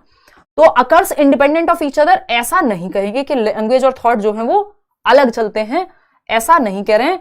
इवन कई लोगों को ये लगता है कि वाइगोस्की ने कह दिया कि अलग अलग है, नहीं, वो कह रहे हैं शुरुआत में इंडिपेंडेंट चल रहे हैं, बाद में मर्ज हो जाएंगे। तो ऐसा नहीं है कि ये इंडिपेंडेंट ही रह जाएंगे वाइगोस्की के अनुसार, इनिशियली इंडिपेंडेंट होंगे। तो C option is the right answer. एक दूसरे पर निर्भर करते हैं भाई, एक दूसरे से जुड़े हुए हैं। और इसमें थोड़ा सा वाइगोस्की और पियाजे का मैं मत आपको हल्का सा बता देती हूं यहाँ पे, बाकी तो वाइगोस्की की उसमें करेंगे। अगर पियाजे की बात करूं, अगर यहाँ मैं पियाजे की बात करूं, जीन पियाजे की और लेव वाइगोस्की की जब हम बात कर रहे हैं, वाइगोस्की क्या है, एक सोवियत साइकोलॉजिस्ट हैं, यानी रशिया से हैं, और पियाजे क्या है, स्विस साइकोलॉजिस्ट हैं, स्विट्जरलैंड से हैं, ठीक है ना। जाने की इच्छा हो मिल के आइएगा उनकी आत्मा से, अब दोनों ही नहीं रहे हैं, ठीक है ना। देखिएगा वाइगोस्की पियाजे की अगर हम बात कर रहे हैं यहाँ पे, तो पियाजे कह रहे हैं कि जो थॉट है वो पहले आता है लैंग्वेज से। और अगर हम बात कर रहे हैं यहाँ पे वाइगोस्की की, तो वो कह रहे हैं थॉट और लैंग्वेज क्या है, पैरेलली चलते हैं, यानी समानांतर रूप से चलते हैं शुरुआत में जीवन के, और बाद में जाकर के मर्ज हो जाते हैं, यानी इंटर रिलेटेड हैं। ये दो अलग बातें, उल्टा नहीं है कि कभी आप सोच लो कि वाइगोस्की ने कहा लैंग्वेज पहले आती है थॉट बाद में, नहीं। ये बात सिर्फ पियाजे की है कि थॉट एंड लैंग्वेज जो है वो, मतलब थॉट प्रोसीड्स लैंग्वेज, यानी विचार पहले आता है, भाषा बाद में आती है। आप बोलना जब तक सीखते हैं उससे पहले आपका दिमाग विचार तो कर रहा होता है। एक छोटा बच्चा भी पेन को देख के कुछ तो विचार आ रहा होगा दिमाग में, तो विचार से भाषा आती है, ऐसा पियाजे कहते हैं। और अगर हम बात करें वाइगोस्की की, तो थॉट से लैंग्वेज की बात नहीं कर रहे, वो कह रहे हैं विचार और भाषा शुरुआत में जीवन में इंडिपेंडेंटली या कहूं तो समानांतर चलते हैं, पैरेलली चलते हैं, और बाद में मर्ज हो जाते हैं और एक दूसरे को प्रभावित करते हैं, ठीक है ना, क्लियर है। चलिए, वो दूसरी बात थी जो मैंने आपको बताई थी ना, वो पहले और बाद में जो उल्टा है इनका, वो है उसमें लर्निंग से डेवलपमेंट होता है, ये वाइगोस्की कहते हैं, और डेवलपमेंट से लर्निंग होती है, ये पियाजे कहते हैं, है ना। वो दो अलग चीजें हैं, इसमें ऑपोजिट नहीं है दोनों एक दूसरे के। कभी थॉट और लैंग्वेज में अलग अलग विचार हैं दोनों के, लगभग सेम ही बात हो जाती बाद में जाकर के। वाइगोस्की कह रहे हैं लर्निंग से डेवलपमेंट होगा। तो ये दो अलग बातें हैं, इनमें क्लैरिटी तभी आएगी जब आप थोड़ा सा समझेंगे अच्छे माहौल में। C option is the right answer over here. आगे बढ़ेंगे, ये पेपर 2 का ही क्वेश्चन है, 9 जनवरी का, अभी 2023 वाला ही सेट है। देखिएगा अब 21 नंबर क्वेश्चन देखिए। Who among the following believe that human activities take place in cultural settings and they can not be understood apart from those settings. यानी किसका मानना है निम्नलिखित में से, कौन ये मानेगा कि मानवीय गतिविधियां यानी ह्यूमन एक्टिविटीज, ये जो हम लोग मिल रहे हैं, बात कर रहे हैं, है ना, सांस्कृतिक परिप्रेक्ष्य में विकसित होती हैं। हमारे जो मजाक करने के तरीके हैं, जो हमारे एग्जाम्पल्स हैं, वो भी तो हमारे समाज और संस्कृति से ही आ रहे हैं ना। और इसको हटा करके हम इनको समझा ही नहीं जा सकता ह्यूमन एक्टिविटीज को, अगर हम अपने कल्चर और अपनी सोसाइटी को बिल्कुल अलग कर दें। जिन भी लोगों के साथ आप इंटरेक्ट कर रहे हैं, जरूरी नहीं है जहां आप रह रहे हैं, जहां आप पले बड़े हैं, उसके अलावा कोई और समाज आपको प्रभावित नहीं कर सकता। आजकल के बच्चे आप देखिए, जो छोटे बच्चे हैं, आजकल के बच्चे, तो मैं ऐसे कह रही हूँ, पता नहीं मैं जन्म जन्मांतर से धरती पे हूँ, जो छोटे बच्चे हैं, बहुत सारे लोग आपको दिखेंगे वेस्टर्न कल्चर से बहुत ज्यादा प्रभावित, जो हमारे बचपन में नहीं होता था। जनरली BTS देख रहे हैं, है ना, कुछ और इस तरह का, कोई कोरियन फिल्म देख रहे हैं, कुछ और देख रहे हैं, कार्टून भी देख रहे हैं, तो कुछ और ही देख रहे हैं वो। तो ये क्या है, अब वो उस सोसाइटी से भी प्रभावित होंगे, इससे भी होंगे, है ना। तो यहां पे क्या है कि ऐसा नहीं हो सकता लेकिन कि सोसाइटी और कल्चर का कोई प्रभाव ही ना हो। ह्यूमन एक्टिविटीज को दोनों सोसाइटी और कल्चर से हटा के नहीं देखा जा सकता, सेपरेट फॉर्म में नहीं देख सकते, वो रिलेटेड होते हैं। आपके विचार भी, आपके पहनने से लेकर के सोचने तक का तरीका। तो ये क्या है, ऐसी बात लेव वाइगोस्की कहते हैं। ये सोसाइटी, कल्चर और लैंग्वेज समझना है, समझ जाइए, इन दोनों में से ये दोनों यहां पे मिल रहे हैं, इसका मतलब वाइगोस्की की ही बात हो रही है। आगे बढ़ेंगे, ये डेविड ऑजुबेल बात करते हैं उसकी, वो जो हम एक्सपोजिटरी टीचिंग पढ़ रहे थे ना, कि व्याख्यात्मक, वो खराब नहीं है, बट एक तो बड़े बच्चों के लिए, और दूसरा हमें एक्टिविटी पे फोकस करना है। जब हम बात किसकी कर रहे हैं, पियाजे और वाइगोस्की की कर रहे हैं, लेक्चर मेथड पे नहीं। क्वेश्चन नंबर 22 देखिएगा। 22वां सवाल क्या कहता है भाई, ये भी पेपर 2 में आया हुआ है। Lev Vygotsky suggested that children's cognitive development is dash by interactions with people who are more capable. Lev Vygotsky के अनुसार बच्चों की संज्ञानात्मक क्षमता पर अपने से अधिक योग्य व्यक्तियों के साथ अंतःक्रिया का क्या प्रभाव पड़ता है। हम सभी, आपने देखा होगा, जो लोग हमसे ज्यादा जानते हैं, मतलब मैं भी इस चीज को बहुत प्रेफर करती हूँ कि जो लोग हमसे ज्यादा जानते हैं उनका क्षेत्र हो सकता है, सब अपने अपने क्षेत्र में ज्यादा जान सकते हैं, या फिर इन जनरल आपको लगता है कि यार ये व्यक्ति समझदार है, इससे सलाह भी ली जा सकती है, इससे बात भी की जा सकती है, तो उनसे इंटरेक्ट करके क्या होगा, हमारे संज्ञान का विकास होगा, हमारी समझ विकसित होगी। जैसे क्या बोलते हैं हम, संगति का असर पड़ता है ना, वो एप्पल वाली कहानी आपने सुनी होगी, तो हम जैसे संगति में रहेंगे वैसे बन जाएंगे, ठीक है ना। You are the average of 5 people you surround with, ऐसी भी कहावतें या चलते हैं कोट्स ना, कि आप एवरेज होते हैं उन लोगों का जिनके साथ आप रहते हैं, ठीक है। तो अगर हम बात करें तो ये बात क्या कहना चाह रही है, children's cognitive development is facilitated by interactions with people who are more capable. यानी फैसिलिटेट का मतलब है कि बेहतर होगा, मदद मिलेगी आपके बच्चे के संज्ञानात्मक विकास को जिन लोगों के साथ वो रह रहा होगा। मदद तभी मिलेगी जब सही लोगों के साथ रह रहा होगा। तो लेव वाइगोस्की के अनुसार बच्चों का संज्ञानात्मक क्षमता पर अपने से अधिक योग्य व्यक्तियों के साथ अंतःक्रिया करने का प्रभाव क्या पड़ेगा, सुसाधित करेगा। बेसिकली जो ज्यादा जानने वाले या ज्यादा इंटेलेक्चुअल लोग हैं, ज्यादा बेहतर लोग हैं, उनके साथ उनकी संगति का बेहतर प्रभाव पड़ेगा, फैसिलिटेट करेगी, यानी पॉजिटिवली इंपैक्ट करेगी आपकी लर्निंग को या आप बच्चे के कॉग्निटिव डेवलपमेंट को। नेगेटिवली नहीं, नॉट इंपैक्टेड नहीं, क्योंकि यहां पे लिखा हुआ है जो बेहतर इंटरेक्शन है उनकी बात हो रही है, ठीक है ना, डिक्रीज नहीं होगा। C option is the right answer. आगे बढ़ेंगे क्वेश्चन नंबर 23 पे। ये क्या कहता है भाई, अगेन ये भी एकदम स्टैंडर्ड क्वेश्चन है, पेपर में आया हुआ है, पेपर 2 में। When a teacher leads the child to the correct answer through various prompts rather than mere explanation, the help provided is referred to as। ध्यान से पढ़िएगा क्या पूछा है, the help provided। इस help को क्या कहेंगे, आपको पता है help को तो सीधा scaffolding कहते हैं।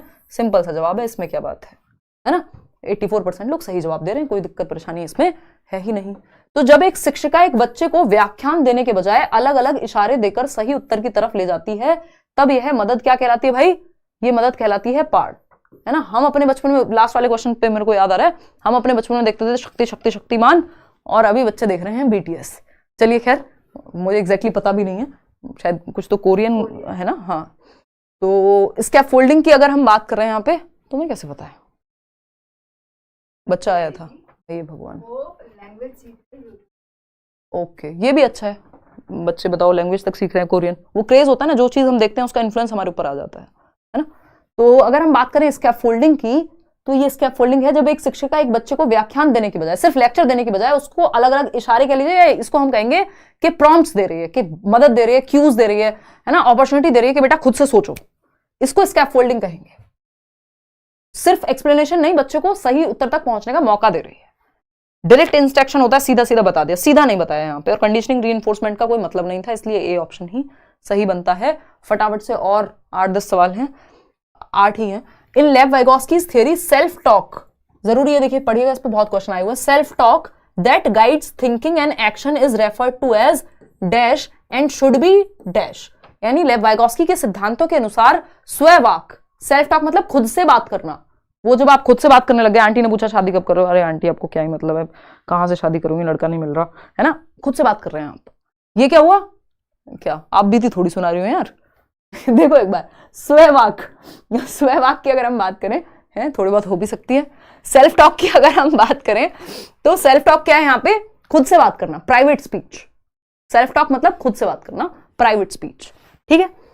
जो हमारी सोच व व्यवहार को दिशा देता है, डैश कहलाता है। क्या प्राइवेट स्पीच, हाँ कहलाएगा। तो प्राइवेट स्पीच PS कहलाएगा, ठीक। कब, इसका एज ग्रुप क्या है, 3 से 6 वर्ष, लेकिन बाद में भी रहता ही है ना, ऐसा थोड़ी ये गायब हो जाते हैं, ये तीनों प्रकार रहते ही हैं। अगर हम बात करते हैं एंड शुड बी एनकरेज्ड, बिल्कुल जो प्राइवेट स्पीच है इसको एनकरेज किया जाना चाहिए, प्रोत्साहित किया जाना चाहिए। निजी संवाद करने से या निज संवाद करने से बच्चे को यदि हम प्रोत्साहन करेंगे तो वो बोलते बोलते सोच भी तो रहा है ना, वो खुद को डायरेक्शन दे रहा है, सेल्फ डायरेक्शन, सेल्फ रेगुलेशन, है ना। तो इसलिए प्राइवेट स्पीच अच्छी है, इसी को ईगोसेंट्रिक कहा है पियाजे ने, लेकिन यहाँ पे वाइगोस्की की बात चल रही है इसलिए ईगोसेंट्रिक नहीं लिख सकते। प्राइवेट स्पीच और डिस्करेज करना चाहिए, नहीं एनकरेज करना चाहिए। डिस्करेज क्यों करेंगे, ईगोसेंट्रिक की बात ही नहीं हो रही। तो बाकी ऑप्शन हट जाते हैं पिक्चर से। A option is the only right answer, या ऑप्शन ओवर हियर। आगे बढ़ेंगे क्वेश्चन नंबर 25, फटाफट से जवाब देंगे एकदम बढ़िया से। बी सिंगल एन क्या क्या, अरे बहुत मैम, वैसे यहाँ रूढ़िवादी हो गया था क्या, अच्छा कि आंटी ही कहती हैं ऐसा, हाँ अंकल कह देंगे चलो, है ना, अब देश में ऐसा ही होता है ना, अंकल तो जनरली नहीं पूछते हैं आपसे, वो मेल्स से पूछ लेंगे। रूढ़िवादिता तो समाज में भी है ना, तो एग्जाम्पल भी कई बार वैसे आ जाते हैं। बट बड़ा अच्छा लगा मुझे कि आपने ये चीज नोटिस की, है ना, कि हम खुद सबकॉन्शियसली कई बार स्टीरियोटिपिकल होते हैं बट हमें पता नहीं होता। वैसे मैं तो बहुत ही ज्यादा कोशिश करती हूँ, मेरे व्यवहार में भी नहीं है वो चीज बहुत हद तक, बट ये सच, ये तो खैर एग्जाम्पल भी है एक, बट ऐसा होता है कई बार। तो अगली बार अंकल का एग्जाम्पल लगा दूंगी, बट जनरली लड़कियों से अंकल नहीं पूछते हैं, वो लड़कों से पूछ लेंगे। समाज है स्टीरियोटिपिकल थोड़ा सा, कोई बात नहीं है ना। अब इसको आप स्टीरियोटिपिकल कह लो, सही कह लो, गलत कह लो, जो आपका मन करे, बट मुझे अच्छा लगा कि आप ये पकड़ पाए। चलिए आगे बढ़ते। मैं तो चेक कर रही थी, पुराने टीचर्स ऐसे कहते हैं ना, मैं तो बस देख रही थी आपको पता है कि नहीं, आप पकड़ पाओगे कि नहीं, मुझे तो पता ही है सब। मजाक कर रही हूँ यार। देखो एक बार आदर्श कुमार, चलिए आगे बढ़ते हैं। देखिएगा एक बार, 82% लोग ए आंसर दे रहे हैं। चलिए समझते हैं फटाफट से। इन अ सोशियो कंस्ट्रक्टिविस्ट क्लासरूम, इसको यहां अगर चाइल्ड सेंटर्ड भी लिख देते तब भी आंसर सेम ही रहता, और उस तरह से क्वेश्चन पूछा जा सकता है अगर यहाँ पे चाइल्ड सेंटर्ड भी लिखा होता, क्योंकि दोनों बच्चे को सेंटर में रख रहे हैं ना, चाहे वो सोशियो कंस्ट्रक्टिविस्ट क्लासरूम हो चाहे वो चाइल्ड सेंटर्ड हो। प्रोग्रेसिव भी लिख सकता था, प्रगतिशील, बात बराबर ही होगी यहाँ पे, क्योंकि ये बच्चे को एक्टिव रखने पे बात करेंगे। तो आप देख लीजिए, थोड़ा सा शब्द घुमाएगा और आंसर बदलेगा नहीं, ठीक है ना। तो अगर हम बात करें एक सामाजिक रचनावादी यानी वाइगोस्की की क्लास, सोशियो कंस्ट्रक्टिविस्ट क्लास किसकी होगी? वाइगोस्कियन प्रिंसिपल वाली क्लास होगी, वाइगोस्की के सिद्धांतों पर आधारित क्लास होगी। In a socio-constructivist classroom, the teacher is dash and the tables and desks are dash to facilitate group work। वाह, ग्रुप वर्क की भी बात हो रही है, इसका मतलब वाइगोस्की की ही बात हो रही है। तो शिक्षकों को क्या होना चाहिए? गतिशील होना चाहिए, एक जगह से दूसरी जगह मूव करते रहें, बच्चे ग्रुप्स में काम कर रहे हों। वो चाइल्ड सेंटर्ड एजुकेशन में मैंने आपको वो पिक्चर दिखाई हुई है ना, कि चाइल्ड सेंटर्ड क्लासरूम कैसी दिखती है, जहां ग्रुप में बच्चे बैठे हुए हैं, अलग अलग ग्रुप्स बने हुए हैं और टीचर उनके बीच में कहीं है। तो टीचर क्या मोबाइल है? ऐसा नहीं है एक ही जगह से खड़े हो। मोबाइल मतलब, मोबाइल क्या होता है? डायनेमिक है या चेंजेबल है, जगह से मूव करता रहता है ना, मूवेबल है। टीचर फिक्स नहीं हो गया एक जगह पे, गतिशील है। जैसे मोबाइल को आप कहीं भी ले जा सकते हैं। पहले क्या होता था, फोन एक जगह पे रहता था फिक्स्ड, तो टीचर फिक्स्ड नहीं है जैसे पहले रहता था और वहीं से चौक फेंक के मारे जा रहे हैं, अरे पीछे वाले तुम उठो। यहाँ पे तो वो वॉक करता रहेगा या ग्रुप्स में इंटरेक्ट करेगा अलग अलग बच्चों से। तो टीचर मोबाइल है। And the tables and desk are movable, जो टेबल और डेस्क है वो भी मूवेबल है। ऐसा नहीं अगर जरूरत पड़े ग्रुप एक्टिविटी के लिए तो आप फर्नीचर को मूव कर सकते हैं, या बच्चे भी रोटेशन में बैठते हैं क्लास में। आज जो फर्स्ट पे बैठा है वो कल लास्ट पे होगा, फिर ऐसे रोटेट करती रहेगी क्लासरूम। तो गतिशील है, जिन्हें खिसकाया जा सकता है। फर्नीचर की बात हो रही है, टीचर को नहीं, कभी खिसका दो, ठीक है ना। तो अगर हम बात करें, टीचर इज मोबाइल लेकिन फर्नीचर फिक्स्ड है। क्यों रहे भाई फर्नीचर फिक्स्ड? जैसी एक्टिविटी होगी वैसे फर्नीचर को चेंज कर लेंगे।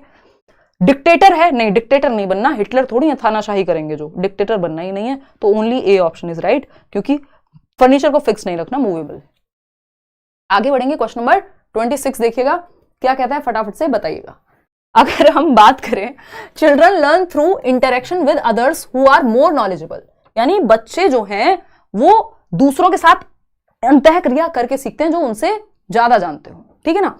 This view of learning is correct in the light of dash theory given by dash, यानी मोर नॉलेजेबल अदर की जो बात है वो किस थियरी में हुई है और किसके द्वारा दी गई है वो थियरी। तो थियरी का नाम है सोशियो कल्चरल अप्रोच, सामाजिक सांस्कृतिक सिद्धांत, और व्यक्ति का नाम है जिन्होंने दी है, सिद्धांतकार का नाम है लेव वाइगोस्की। बात तो सही है। सोशियो कल्चरल थियरी है, बात सही है, लेकिन जीन पियाजे ने नहीं दी है तो ये गलत हो गया। साइकोडायनेमिक थियरी है, सिगमंड फ्रॉइड ने दी है, दोनों बातें सही है बट पूछा तो कुछ और था। बिहेवियरिस्टिक है, बीएफ स्किनर ने दी है, बात तो सही है बट पूछा तो कुछ और था, है ना। तो हिंदी में ये ऑपोजिट हो गया ट्रांसलेशन में, बट ध्यान रखिएगा ये बहुत फर्क पड़ता है। अगर ये इसको इधर से इधर कर दिया ना तो गड़बड़ हो जाएगी, फिर पूरा आंसर चेंज हो जाएगा। तो यहाँ पे तो ऐसा था नहीं, कोई और ऑप्शन बनता नहीं है सेट, नहीं तो इस बात को ध्यान में रखना है कि शुरुआत में जो पूछा हो, अगर पहले in the light of socio cultural theory पूछा है तो यहाँ पे थियरी लिखेंगे, पहले ऑप्शन को थियरी चूज करना है। किसके द्वारा दिए तो इसको सेकंड पे लाएंगे, ऐसा नहीं वाइगोस्की को पहले ले आएंगे, ठीक है ना। तो A option is the right answer over here. आगे बढ़ेंगे क्वेश्चन नंबर 27 पर, देखिएगा फटाफट से जवाब दीजिएगा। ये क्या कहता है भाई, इन accordance with Lev Vygotsky's idea of cognitive development a teacher should, यानी एक लेव वाइगोस्की के संज्ञानात्मक विकास के दृष्टिकोण को अगर आप ध्यान में रख रहे हैं तो एक टीचर को कैसा होना चाहिए वाइगोस्की के अनुसार, वाइगोस्की के विचारों को यदि आप मानते हैं तो, फॉलो करते हैं तो बताइएगा। Minimise the interactions among students, पता नहीं फिर आप कैसे टीचर हैं वाइगोस्की को, इसका मतलब आपने पढ़ाई नहीं है कि आप बच्चों को इंटरेक्ट ही नहीं करने दे रहे, आपस में ना चर्चा करने दे रहे हैं, मिनिमाइज कर दिया आपने, तो ये तो गड़बड़ है। बी ऑप्शन है restrict the use of cultural tools, यानी कि सांस्कृतिक दृष्टांतों का उपयोग बाधित करना चाहिए, यानी restrict the use of cultural tools, यानी जो कल्चरल टूल्स हैं, जो समाज संस्कृति के टूल्स हैं, जो हमारे कस्टम्स हैं, उनको रेस्ट्रिक्ट कर दो, नहीं, उसको बढ़ावा देना है, एनकरेज करना है। Provide scaffold to students to reach their best potential, यानी बच्चों को मदद देनी चाहिए, टेम्परेरी हेल्प देनी चाहिए ताकि बच्चे अपने पोटेंशियल तक पहुंच पाएं। ये बात एकदम फर्स्ट क्लास है, सही है। प्रैक्टिस रिवॉर्ड्स एंड पनिशमेंट, नहीं जी, ठीक है ना, सी ऑप्शन। क्लियर है बात? अभिष्टतम गुणों को प्राप्त करने में सहयोग देना चाहिए, ठीक है ना। चलिए खैर आगे बढ़ते हैं। Question number 28। हाँ भाई, ये बात सही है, सिर्फ आंटियां ही नहीं पूछती हैं शादियों में, कभी कभी अंकल, मतलब थोड़े फ्रेंडली अंकल भी पूछ सकते हैं। दूसरा उदाहरण मैं बड़ी मुश्किल से निकाल करके लाई हूँ, मुझे मेरे मामा जी याद आ गए, सबसे छोटे वाले, बहुत मजे लेते हैं यार, वो बहुत मजे लेते हैं। लास्ट ईयर कह रहे थे नहीं बता सकती, छोड़ो, कह रहे थे 2 सूट सिलवा के रखे हैं, शादी कर लो दोनों बहनें, नहीं तो बर्बाद होके चले जाएंगे। मिडिल क्लास में यही तो होता है ना कि भाई सूट सिलाए तो मतलब प्रॉपर ओकेजन के लिए सिलाए, ऐसा थोड़ी है, शादी के लिए ही सिलाए, ओकेजन भी छोड़ दो, ओकेजन तो ठीक है, कहीं ना कहीं किसी ओकेजन पे पहन के जाता है इंसान सूट, बट शादी के लिए सिलाए, बर्बाद नहीं जाना चाहिए। मैंने कहा सूट मैं आपके 2 सिलवाऊंगी, लेकिन आप शादी रहने दो, है ना। तो ये तो खैर हुई मजाक की बात। तो क्वेश्चन नंबर 28 देखिए एक बार। स्नेहाज हाइट इज, ये बहुत अच्छा क्वेश्चन है, मजाक से हटके। स्नेहाज हाइट बहुत अच्छा क्वेश्चन है, इसको पढ़ लो एक बार और जवाब देने की कोशिश करो, फिर इस पर चर्चा करेंगे। जब शादी के मजाक से हंस के खत्म हो जाओ तब आगे आएंगे।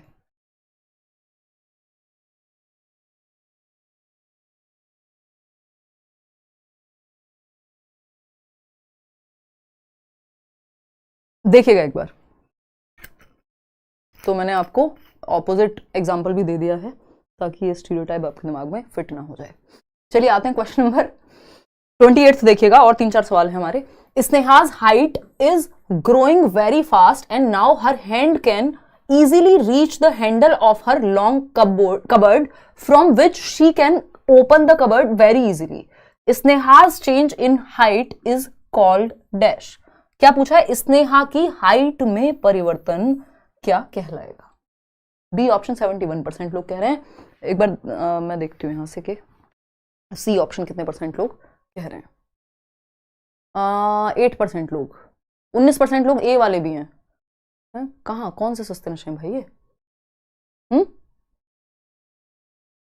कोई बात नहीं आयुष, जितना कर पा रहे हो उतनी प्रेपरेशन कर लो, डेली एटलीस्ट क्लास अटेंड कर लो, पेपर जरूर दे के आना, है ना। ये मत सोचना अब तो मौका निकल गया हाथ से, सिर्फ आपकी एक अंडरस्टैंडिंग बन जाएगी। पढ़ो तो पहले हफ्ते भर मन से। देखो यहाँ पे सिंपल बात है, स्कैफोल्डिंग तो इसको कैसे कहेंगे? अच्छा, मतलब 19% लोगों को स्कैफोल्डिंग लग रहा है, कमाल कर दिया। देखो लर्निंग होती है एफर्ट और प्रैक्टिस से, उसमें कोई अलग से रोल नहीं है। यहाँ पे एफर्ट और प्रैक्टिस की बात नहीं हुई है कि बहुत प्रैक्टिस करके अब स्नेहा का हाथ जो है अलमारी तक पहुंच जाता है। भाई हाथ लंबा हो गया अपने आप पहुंच जाएगा, इसमें प्रैक्टिस की क्या बात है ना। लर्निंग तो तब होती है, अडेप्टेशन किस चीज का अडेप्टेशन? अगर सेम हाइट के साथ स्नेहा ने कुछ अडेप्टेशन, कुछ टेढ़ा मेढ़ा करके, कुछ ऐसे ऊपर करके हाथ या कुछ भी कर आके कर लिया होता, एक प्लेटफॉर्म रख के या एक स्टूल रख के या एक चेयर रख के, तो हम मान जाते भाई ठीक है ना। Stool is not the right word I think, कोई बात नहीं, अंग्रेजी में चेक करेंगे बाद में। देखिएगा अगर हम बात करें यहां पे, तो ये ग्रोथ है जो कि 71% लोग कह भी रहे हैं, ये स्कैफोल्डिंग क्यों नहीं है? अगर हम क्वेश्चन दोबारा पढ़ें, स्नेहा का कद बहुत तेजी से बढ़ रहा है, भाई उसकी हाइट जो है वो बहुत तेजी से बढ़ रही है, एडोलेसेंस में होगी यानी किशोरावस्था की उम्र में या उससे पहले होगी, और अब उसका हाथ उसकी लंबी अलमारी के हैंडल तक आसानी से पहुंच जाता है। क्या उसके लिए स्नेहा ने कोई एफर्ट किया है? क्या किसी ने उसे मदद दी है? अब हाथ लंबा हो गया है, अलमारी तक पहुंच जाता है, और थोड़ी देर बाद हाथ छोटा हो जाएगा और अलमारी तक नहीं पहुंच पाएगा। स्कैफोल्डिंग जो जवाब दे रहे हैं इसका मतलब तो यही हुआ ना कि हाथ जो है बाद में वो कम भी कर सकती है अपना, भूत वाले हाथ हैं, कितने भी लंबे कर दो कितने भी छोटे।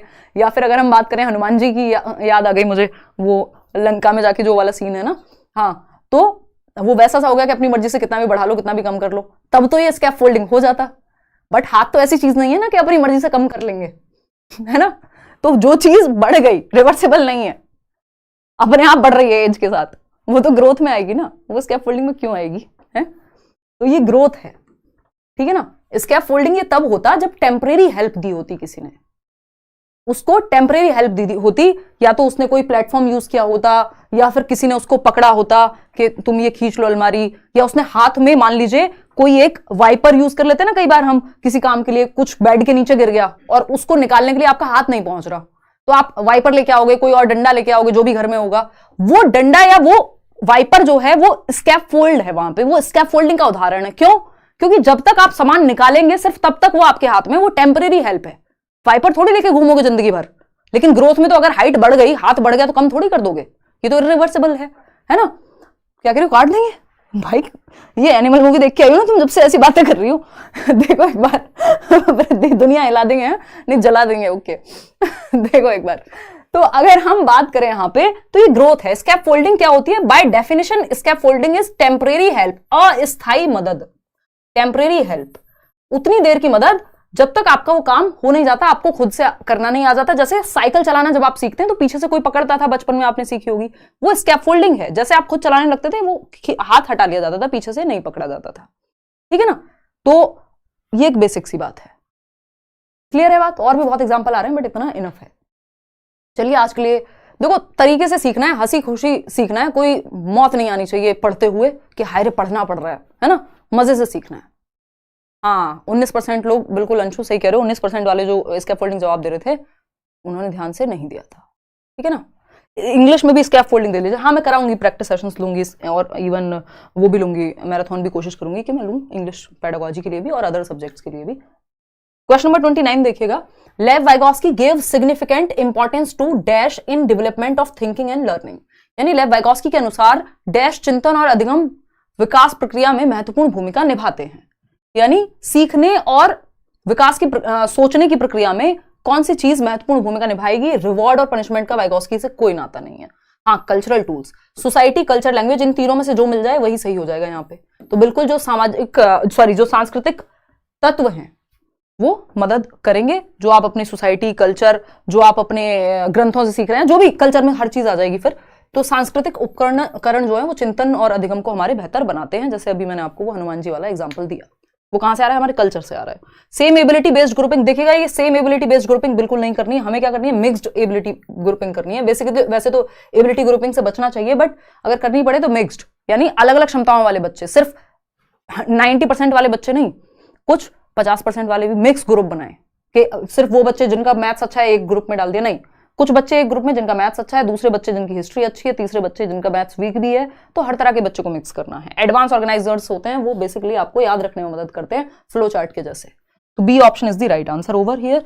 आगे बढ़ेंगे, क्वेश्चन नंबर 30 देख लीजिएगा, 2 सवाल और रहेंगे आपके। क्वेश्चन नंबर 30 होता है, इन लेव Vygotsky's theory the strategy of simplifying questions, giving cues and telling initial steps to solve a question helps them in overcoming the obstacles of solving a given question is referred to as। यानी Vygotsky के अनुसार वह योजना जिसमें अध्यापिका विद्यार्थियों के लिए सवालों का सरलीकरण करती हैं, खुद से सॉल्व करके नहीं दे रही, बच्चे को हेल्प कर रही हैं, स्टेप्स में मदद कर रही हैं, जहां बच्चे अटक रहे हैं तो आसान बना रही हैं क्वेश्चन को आसान नहीं बना रही हैं, क्वेश्चन को समझने में आसान बना रही हैं। ऐसा नहीं कि इजी क्वेश्चन बना दे रही हैं, है ना, मुश्किल क्वेश्चन को समझने में मदद दे रही हैं। बेसिकली उन्हें संकेत देती हैं और सवाल को हल करने में प्राथमिक चरण बताती हैं। यह समस्या समाधान का जो तरीका है वो क्या कहलाएगा? स्कैफोल्डिंग, बिल्कुल सही बात है। मैचुरेशन तो अपने आप एज के साथ आता है। एनालॉजी होता है, कोई एग्जाम्पल से समझा दिया आपने, किसी बात के कोई अनुरूप उदाहरण दे दिया कि हमारी आंख जो है कैमरा के जैसी है, ये एक एनालॉजी है, ठीक है ना। सोशलाइजेशन, सामाजिकरण होता है, ये स्कैफोल्डिंग है, टेम्परेरी हेल्प है कि वो इजी बनाने की कोशिश कर रही है, हिंट दे करके या क्यूज दे करके। क्वेश्चन नंबर 31 देखिएगा, जवाब दीजिएगा ध्यान से। अगर हम बात करते हैं क्वेश्चन नंबर 31 की, ये कहता है which process contribute in knowledge construction, ज्ञान के निर्माण में कौन सी प्रक्रिया शामिल है? पहला ऑप्शन है organising and reorganising previous knowledge, पूर्व ज्ञान का संगठन व पुनर्संगठन। यानी आप ऑर्गेनाइज कर रहे हैं जो आपको पहले से आता है, फिर जब नया सीख रहे हैं तो उसको रीऑर्गेनाइज कर रहे हैं, उसमें जोड़ रहे हैं, तोड़ रहे हैं चीजें। एक्सप्लोरेशन एंड डिस्कवरी, बच्चा यहां भी एक्टिव है, बच्चा यहां भी एक्टिव है। और सोशल इंटरेक्शन, बच्चा यहां भी एक्टिव है। तो तीनों जगह पे बच्चा एक्टिव है, तो कोई दिक्कत नहीं है, नॉलेज सही से कंस्ट्रक्ट हो रही है और वाइगोस्की की बात पूरी हो रही है यहाँ पे। बच्चा एक्टिव है, सिंपल बात। क्वेश्चन नंबर 32 देखिए, 32वां सवाल, आखिरी सवाल है आज के लिए, ध्यान से जवाब दीजिएगा, बहुत बड़ा है ये पढ़ने में। देखिएगा एक बार, फटाफट आंसर कीजिए, फिर हम आगे बढ़ेंगे और छुट्टी करेंगे। आप अपने घर जाइएगा, हम अपने घर जाएंगे। हम तो वैसे ऑलरेडी अपने घर हैं, बट निशा को भेजेंगे। घूमने जाओगी तुम? कल तुमने मुझे ठंड लगवा दी, बहुत दिनों से मैं बाहर नहीं गई थी रात के समय में।